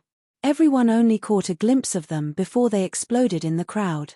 The divine monarchs under Jin Shuang did not even have time to react, let alone dodge or block. Even the 42 divine monarchs only saw the sword lights appear and did not have time to react. Ji Tianxing only casually pointed and sent out 3 simple sword lights. However, they contained many profound meanings of the way of the sword. The seemingly simple golden sword lights that were only 300 meters long actually contained more than 200 types of law divine power. Moreover, they were extremely fast and contained sword intent that reached the heavens. This was the peak of the way of the sword in the world. Bang bang bang. Amidst the deafening sound, flesh and blood flew in the crowd and screams sounded everywhere. At least 80 divine monarchs were killed on the spot by the sword lights. Their bodies turned into minced meat and blood splattered on the ruins. There were also 30 divine monarchs nearby who were lucky enough to keep their lives. However, they were also heavily injured by the sword intent and the shockwaves. Covered in blood, they fell into the ruins and let out miserable cries. The crowd immediately exploded. Hundreds of divine monarchs let out terrified screams and roars as they scattered in all directions. The formation was instantly thrown into chaos. Even the 40 divine monarchs and 7 inspectors subconsciously moved to the sides, afraid of being affected. Jin Shuang still stood at the front of the crowd and did not dodge. However, his expression was extremely ugly, and his eyes were filled with shame, anger, and killing intent. Ji Tianxing did not refute his provocation. Instead, he used practical actions to give the best answer. Kenshin had casually pointed a finger and instantly killed nearly 100 divine Lord Masters. Was this seriously wounded? You, Jin Shuang, are merely an 8th degree realm god king. How dare you clamor about killing Kenshin? How laughable. At this moment, everyone present seemed to have heard a resounding slap. But no matter how angry Jin Shuang was, no matter how much she feared Kenshin, it was impossible for her to escape without fighting. He glared angrily at Ji Tianxing and slowly raised his divine sword. The aura around his body rose crazily as the divine power in his body gathered violently. Everyone thought that he was seething with anger and was going to fight Kenshin himself. But to everyone's surprise, he waved his sword fiercely and roared, "Everyone, listen to my orders. Surround and kill Kenshin at all cost." When his voice fell, he took the lead and rushed out, leading all the soldiers under his command to kill Ji Tianxing with all their might. Obviously, Jin Shuang was not blinded by anger and still remained calm. He didn't forget that Sword God was Emperor God Xiao Luo's greatest enemy and the person he wanted to kill the most. As long as he could kill Kenshin, even if he and all his subordinates died here, it would be worth it. Kill Kenshin and make a name for yourself. Whoever can take Kenshin's head will definitely be rewarded with the greatest merit. Even if we die, we must drag Kenshin down with us. In the midst of the charge, several inspectors and many god kings shouted. They really did not care about anything else. Seeing such a scene, Nangong Nihuang, several elders, and many deacons' hearts were raised. There were even people who scolded Jin Shuang and the others. Damn it! They actually besieged Kenshin without caring about their lives. More than 800 people besieging Kenshin. Who can withstand this? Jin Shuang, this sinister old man, he is too despicable. Everyone, don't just stand there. Let's help Kenshin together. In the end, the elder's words were stuck in his throat before he could finish his sentence. Because, in the next moment, they saw what it meant to be invincible. Even in the face of the siege of Jin Shuang and more than 800 god kings and monarchs, Ji Tianxing was calm and composed, his expression calm. He did not take a step back, nor did he take out his divine sword or weapon. He just casually raised his palms and stabbed his 10 fingers straight at Jin Shuang's army. His slender and crystal-like fingers actually burst forth with hundreds of dazzling sword lights, carrying the power to destroy heaven and earth, interweaving a huge sword net in the sky. At the same time, dazzling golden light burst forth from his body, condensing into a huge wall of light behind him. At this moment, he was as dazzling as the sun, making it hard for people to look at him directly. The seemingly thin golden wall of light was like an indomitable wall between him and the Nangong clan members. Boom boom boom boom. The attacks of Jin Shuang and the 800 god kings and monarchs all hit the golden wall of light, creating a huge explosion that shook heaven and earth. However, the wall of golden light continued to tremble, but not a single crack appeared. Instead, the divine technique attacks of Jin Shuang and the others were all shattered and disintegrated on the spot. Immediately after, Ji Tianxing sent out hundreds of sword lights, forming a huge sword net that enveloped Jin Shuang's army. Xiu! Xiu xiu xiu! The sword lights were faster than the speed of light, flying through the sky, piercing through and killing one god monarch after another, god king after god king. Pu pu pu sounds came one after another. It was the sound of the sword lights piercing through the bodies. Thousands of Nangong clan members saw Jin Shuang's 800 god kings and monarchs trembling in the sky as if they were dancing. Their foreheads, the back of their heads, their hearts and other vital parts were all pierced by the sword lights, bringing out streams of blood that fell from the sky. Every time someone's head was pierced by the sword light, their godhead would shatter and they would die on the spot, their corpse falling down powerlessly. However, the corpse would not fall into the ruins, it would be cut into pieces by the sword net, turning into drops of blood and debris that fell into the ruins. Other than the sound of the sword lights piercing through the air, there were only the screams of Jin Shuang's army, angry roars and the shocked cries of the Nangong clan members. Before this, no one would have thought that someone could be so powerful, to be able to fight against 800 experts by himself. No one had ever seen the way of the sword being used like this, to be able to kill enemies so pleasing to the eye. Ji Tianxing sent out hundreds of sword lights, as if they were alive and intelligent. Other than the sword lights, he did nothing else. He just put his hands behind his back and quietly watched Jin Shuang's army. After 100 breaths, the power of the hundreds of sword lights was used up and they finally disappeared. As for the 800 god monarchs under Jin Shuang, they were all killed. Of the 42 god kings, only 22 were left and they were all heavily injured. Chapter 4069. The entire place was silent. Everyone was stupefied. Thousands of Nangong clan members were shocked as they looked at the battlefield in disbelief. They looked at the miserable Jin Shuang and the others. As for Jin Shuang, the 7 inspectors and the 22 divine kings, they looked at the empty sky in a daze. There were more than 800 people just now, but now there were only 30 left. The Nangong clan members watched from the side and did not help at all. Ji Tianxing alone killed more than 800 people with one move. They could not believe that this was real. Jin Shuang and the 29 surviving divine kings finally realized what terror was. In their understanding, even if it was a peak divine king, they should not be powerful to such an extent either. This was simply unreasonable.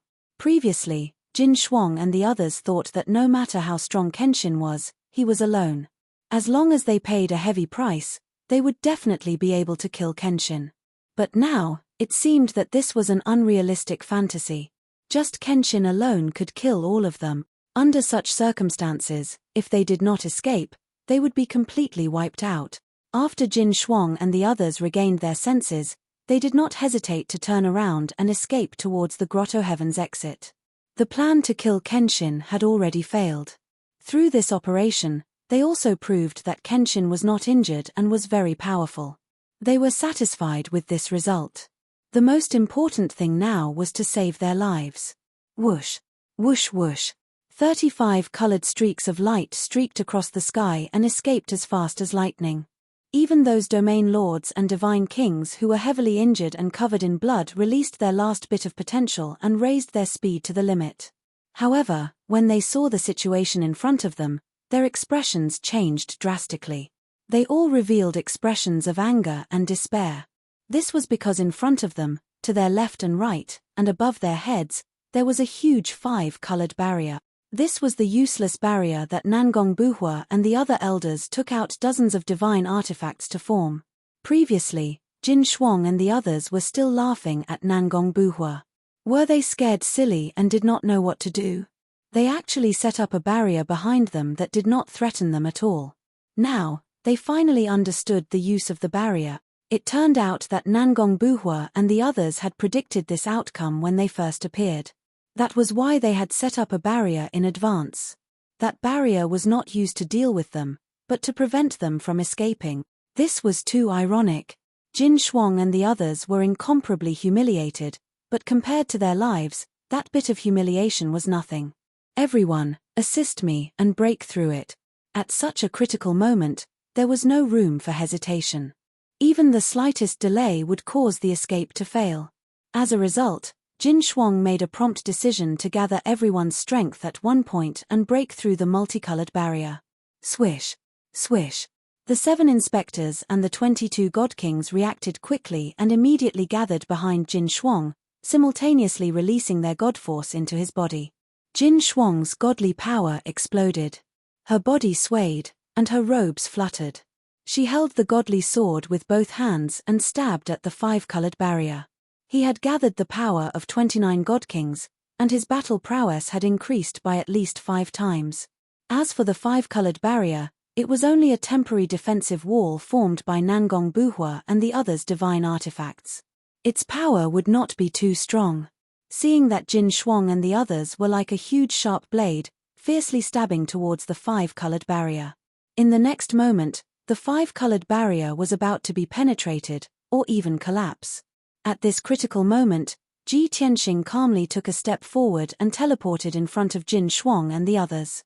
Then, he turned to face Jin Shuang and the others and casually punched. The punch that seemed neither fast nor slow, and was calm and peaceful, contained 100% of his strength, 300 types of law god force, and a soul-stirring power. Kaboom! Following a deafening sound, a mountain-sized dragon-elephant fist fiercely smashed into Jin Shuang's sword. Although the dragon-elephant phantom was shattered, Jin Shuang's full-powered strike was also destroyed. The berserk godly power fiercely smashed into Jin Shuang and the others. Not only were more than 300 types of laws and divine powers blasted apart, but even the invisible power of the spirit had also exploded.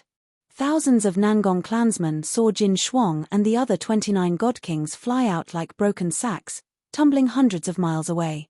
Especially Jin Shuang, who bore the brunt of the attack, his godly body could not withstand such power, and actually exploded on the spot, turning into a sky full of blood and debris. The few inspectors behind him, as well as a few heavily injured god kings, were also killed on the spot, not even their bones were left. Ji Tianxing's seemingly ordinary punch was actually able to defeat 30 god kings, and instantly kill 8 of them.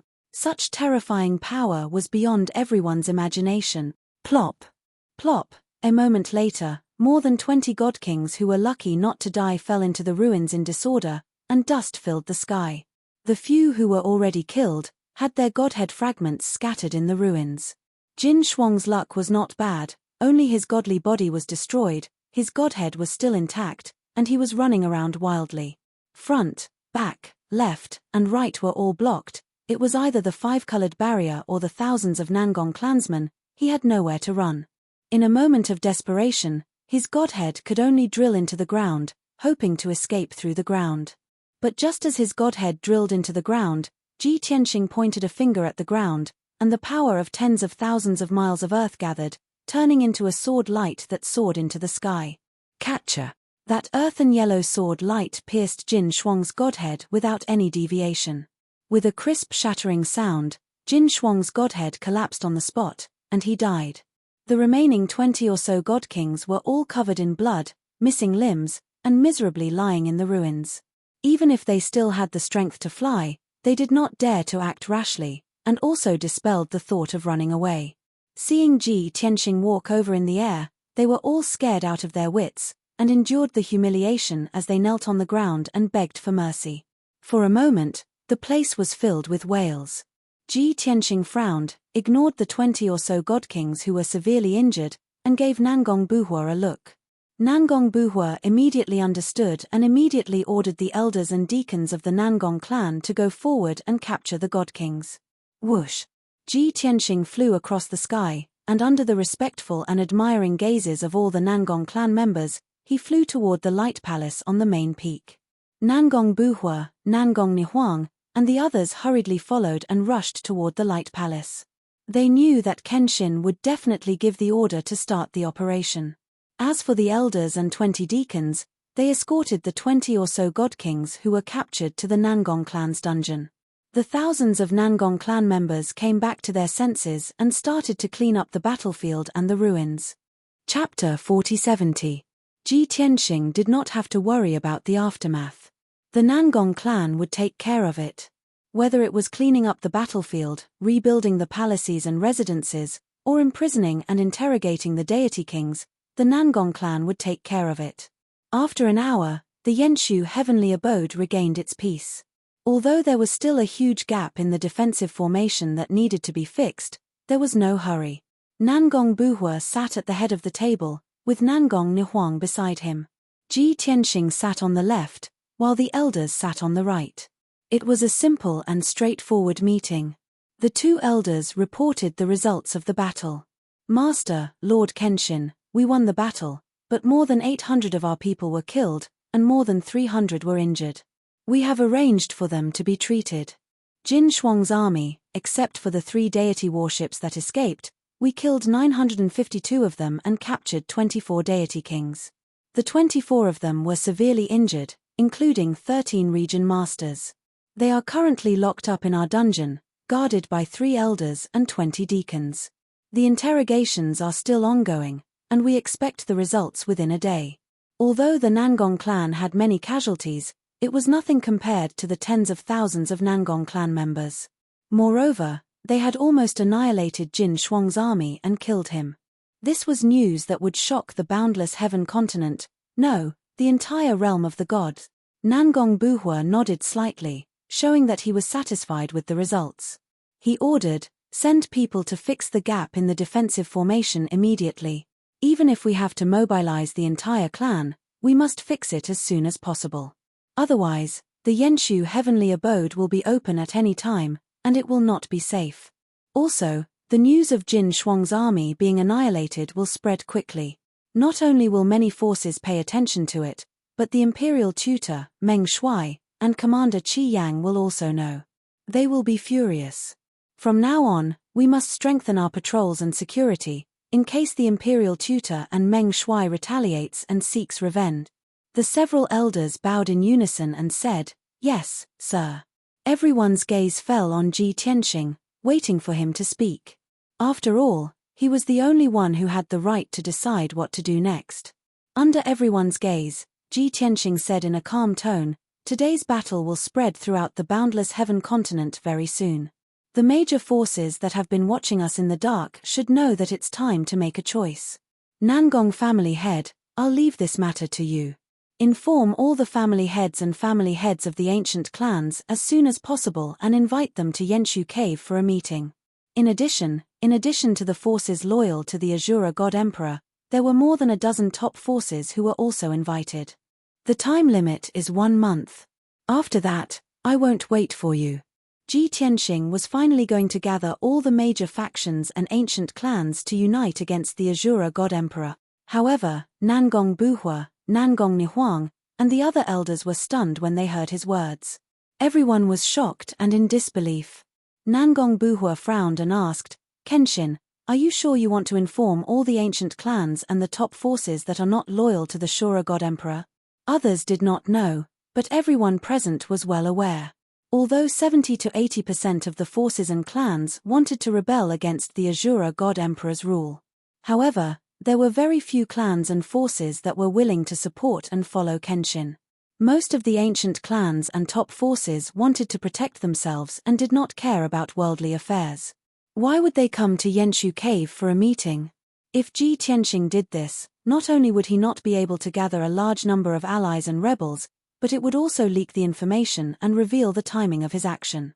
However, Ji Tianxing seemed to have overlooked this point. He nodded without hesitation and said, "That's right." Nangong Buhua hesitated for a moment and said with a bitter smile, "But we all know that those guys have their own agendas and will not follow you openly." Ji Tianxing nodded to show that he understood and said, "You just need to send out a message and inform them. As for whether they come or not, that's their business." Seeing Ji Tianxing's firm attitude, Nangong Buhua and the rest guessed that he must have his own plans. Therefore, Nangong Buhua stopped persuading him and nodded to show that he understood. Next, Nangong Buhua and the other elders asked Ji Tianxing if he had any orders. What preparations did he need the Nangong clan to do? Ji Tianxing smiled and said, "The Nangong clan has already done what needs to be done. You can handle this matter." Nangong Buhua and the other elders felt that he was not that sad about this matter and did not feel nervous at all. They could not help but wonder. However, Ji Tianxing did not explain and they could not ask further. They could only suppress their doubts in their hearts. The meeting ended quickly. Ji Tianxing left the Divine Light Palace and returned to the secret room in his residence. He returned to the distorted space-time. Only Nangong Buhua and the rest were left in the main hall. The elders looked at the clan leader and asked, "Clan leader, do we really not need to do anything else and only need to recuperate?" Nangong Buhua nodded and said, "Since Kenshin has no other orders, it means that he has a card up his sleeve. You don't have to worry and just focus on recuperating. Moreover, everyone has seen with their own eyes how terrifying Kenshin's strength is. I am sure that other than the 5 God Emperors, no one in this world is his match. So, what are you worried about?"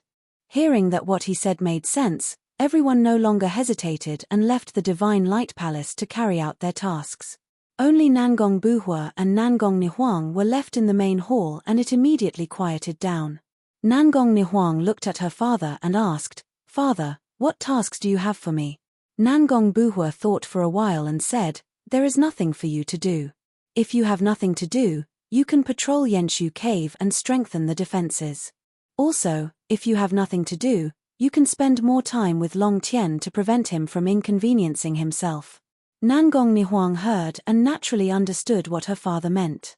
Her eyes flashed with a tinge of shyness and she nodded and left. The people of the Nangong clan were still busy.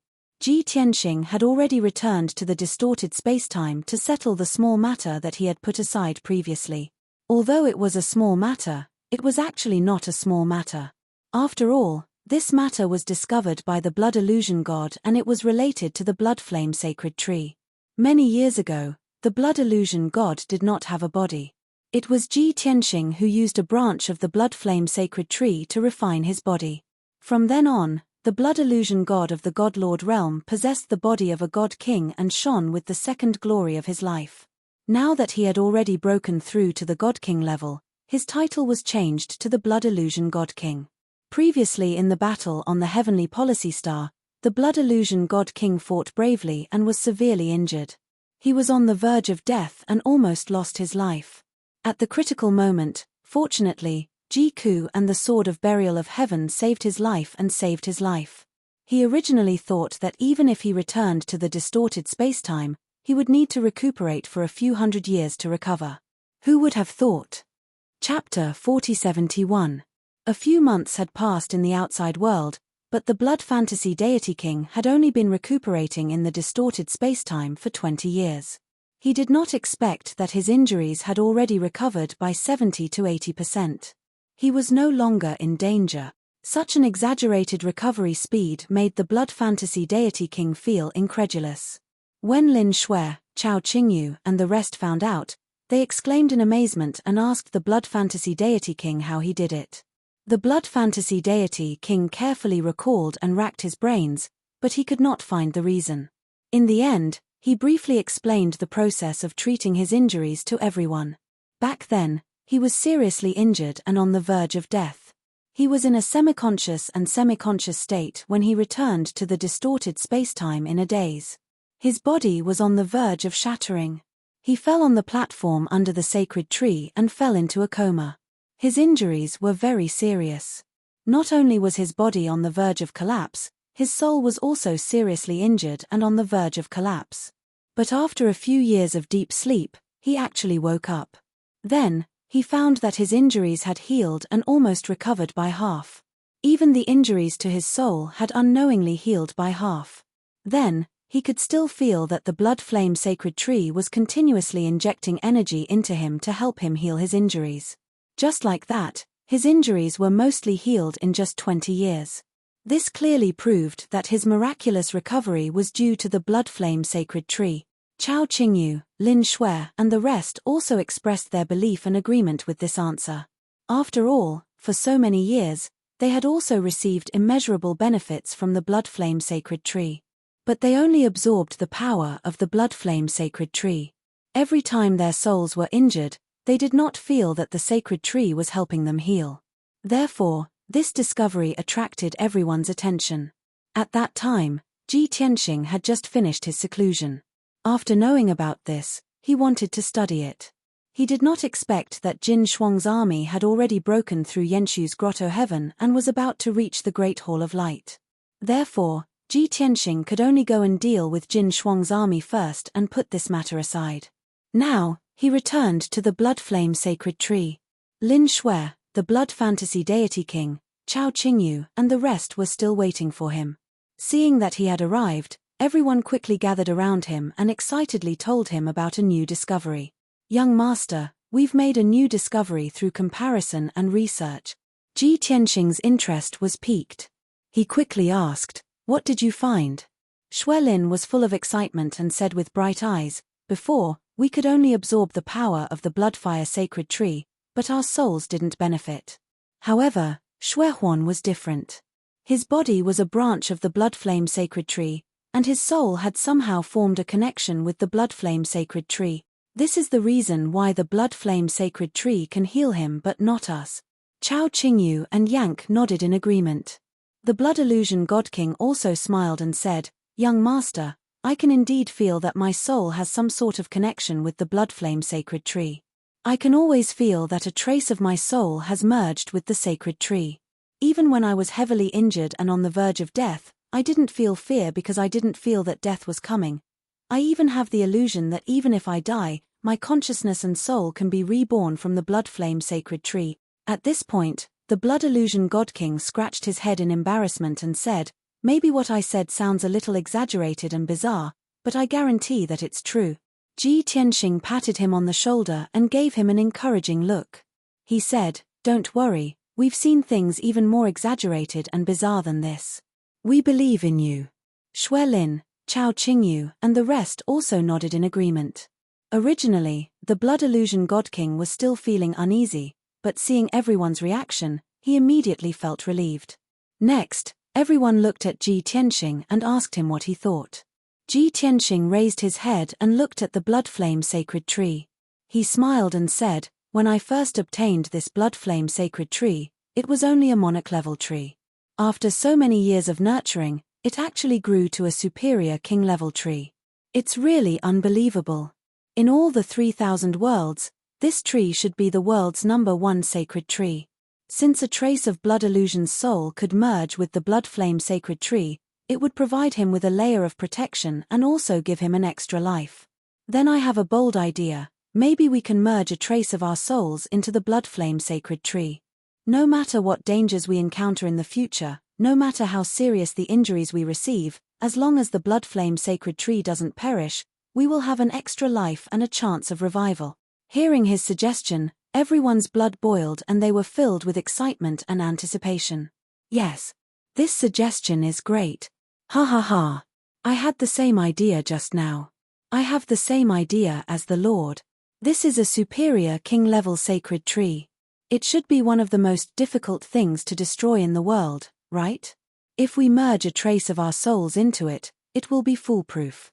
We won't die no matter how injured we are. This idea is great. But we still have to think about how to implement it." Everyone was very interested in this suggestion and could not wait to study it. Ji Tianxing was the first to try. He released his divine sense to communicate with the blood flame sacred tree and tried to use his divine sense to connect with it. Logically speaking, the blood flame sacred tree was his and he had nurtured it for so many years. As the owner of the blood flame sacred tree, he should be able to communicate with the sacred tree and merge his divine sense with it. But in reality, things were not that simple. The blood flame sacred tree was not a living thing and it had not gained sentience. Divine sense could not enter it and merge with it. Everyone had to think of a reasonable way to merge their divine sense into the sacred tree. Lin Shui proposed the first suggestion. Everyone should eat a divine fruit from the blood flame sacred tree and use the fruit's power to strengthen their connection with the sacred tree. This idea sounded feasible, so everyone started to try it out. After each of them consumed a divine fruit, they did indeed receive great benefits. Their divine power increased slightly. But when they tried to merge their divine sense with the blood flame sacred tree, there was still no reaction. Chao Qingyu proposed the second suggestion. Everyone's divine sense directly merged with the sacred tree. It did not seem realistic. Why not focus on one branch and use their divine sense to nourish and refine it? This might work. This suggestion was very reliable and sounded very feasible. So everyone started to try again. Half a month later, everyone used their divine sense to nourish the target branch until it glowed. But they still could not merge their divine sense. This suggestion was a failure. Then, Ji Tianxing proposed two very important issues. First, everyone had to find a way to strengthen their connection with the blood flame sacred tree. Secondly, they had to separate a wisp of their spiritual energy and separate it from their own. Only then would they be able to merge with the bloody fire sacred tree. Chapter 4072. The two questions that Ji Tianxing raised were indeed very important. Everyone knew that it made sense, but they all fell into hesitation. The first question was easy to answer, but the second question was the key. The souls of everyone present were complete, and the soul was a very mysterious and complicated thing. Rashly cutting off a strand of the soul would definitely cause great harm to the body, and there might even be unforeseen dangers. For example, it would affect the soul, consciousness, and thinking, lose some memories or abilities, and even affect the foundation of the divine path and the realm of strength. All the above dangers were very likely to happen, and no one dared to be careless. Thus, everyone fell silent and regained their composure. Ji Tianqing looked around and said with a smile, "Let me try first." Just as he finished speaking, the blood fantasy god king hurriedly stopped him. "Young master, you must not. You are carrying out a very important plan now, and there must not be any mistakes. Let me do it." Lin Shui quietly tugged at the blood fantasy god king's sleeve and reminded him softly, "You have already fused a strand of your soul with the sacred tree, how can you still try?" "Ah!" The blood fantasy god king scratched his head awkwardly and could only step back. Then, Lin Shui, Chao Qingyu, and Yang stepped forward at the same time and said firmly, "Let me do it." Left emissary Jin and blood dragon right also came over and said hot-bloodedly, "Let me do it." Ji Tianqing looked at the two of them and persuaded, "It was not easy for the two of you to break through to the divine king realm, and now you have not even stabilized your realms, so don't come and join in the fun." Left emissary Jin and blood dragon right were persuaded to go back, but Lin Shui, Chao Qingyu, and Yang still insisted. However, Ji Tianqing stopped the three of them and said earnestly, "This blood flame sacred tree was raised by me, and I am its master, so I know it best. Moreover, I have the most experience in cultivating the divine path, so of course, I will try first. After I succeed, I will teach you how to do it. Even if I don't succeed, at least I will not let myself be hurt. Don't worry, my control of the soul is meticulous, nothing will happen." No one could dissuade him, so they could only agree to let him try. Of course, everyone knew that he was protecting them, and their hearts were filled with gratitude. Not long after, Ji Tianqing began to cast a spell, carefully dividing the soul. Everyone sat around him, wholeheartedly protecting him. They didn't even dare to breathe loudly, let alone make the slightest sound for fear of disturbing him. Even though severing a strand of soul was an extremely dangerous, complicated, and troublesome matter, it was still not enough. However, Ji Tianqing's control over his soul was indeed extraordinarily meticulous. 10 days passed quietly. He successfully separated a wisp of his soul and condensed it into a ball of white light in front of him. The divine soul that looked like a white mist was only the size of a walnut, but it contained pure divine soul power, consciousness, and memories. However, after it left Ji Tianqing's body, it couldn't stay in the distorted space for too long. It had to attach itself to something. Moreover, Ji Tianqing had just separated a wisp of his soul, so it still affected his body and made him weaker than before. However, he didn't care about recuperating and adjusting his breath. He hurriedly used his divine soul power to nourish a branch of the blood flame sacred tree, and began to try to merge it. The platform was silent, and time passed quietly. Lin Shui, Chao Qingyu, and the rest remained silent. They stared at Ji Tianqing attentively, observing how he would cast the spell. Everyone's hearts were also in their mouths, and they were worried and anxious for Ji Tianqing. Fortunately, Ji Tianqing's casting process was very stable, and there were no abnormalities. His expression was also very calm, and his divine soul were in a normal state. Day after day passed, and everyone's anxious hearts gradually relaxed. Another 10 days later, above everyone's head, the branch that was about 1 meter long gradually changed from a purplish-red color to a layer of light gold. Seeing this special change, everyone was excited and full of excitement and anticipation. After waiting for another 3 days, Ji Tianqing finally finished casting the spell and opened his eyes. Everyone hurriedly surrounded him and asked about his well-being, and how he was doing. Ji Tianqing smiled and said, "I've made you worry. The process was very smooth, and I succeeded. Now, I also have a wisp of my divine soul attached to this blood flame sacred tree, which is equivalent to having another life-saving talisman." When everyone heard this, they immediately cheered excitedly. "Wow, that's great. You finally succeeded. My lord is really amazing. That's great." After cheering, everyone looked at Ji Tianqing and listened to him explain the process of casting the spell, the things to pay attention to, and his summary of his experience. He spoke carefully one by one, so that everyone could understand clearly and not miss anything. After all, this matter was very important to everyone, and there was no room for mistakes. Half a day later, Ji Tianxing imparted his experience to everyone and answered all their questions. Then, Lin Shui volunteered to be the first to try. Ji Tianxing, Chao Qingyu, and the others all expressed their encouragement and support for her bravery. Thus, Lin Shui began to follow Ji Tianxing's instructions and cut her divine soul to fuse with the sacred tree. Ji Tianxing, Chao Qingyu, and the others helped to protect her and keep an eye on her situation. The process did not need to be described in detail. Although there was a small incident, under Ji Tianxing's protection, it could be considered a daunting experience without any mishap. After more than 20 days, Lin Shui's wisp of divine soul successfully fused with a branch of the blood flame sacred tree.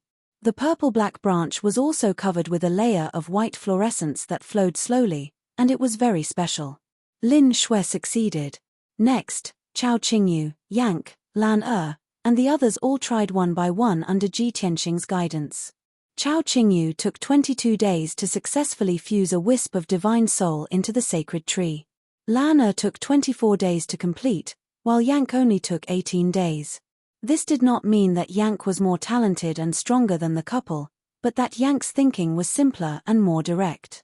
After they all succeeded, Gold Left Emissary and Blood Dragon Right Emissary, who had been cultivating for a few months, also rushed over to join in the fun.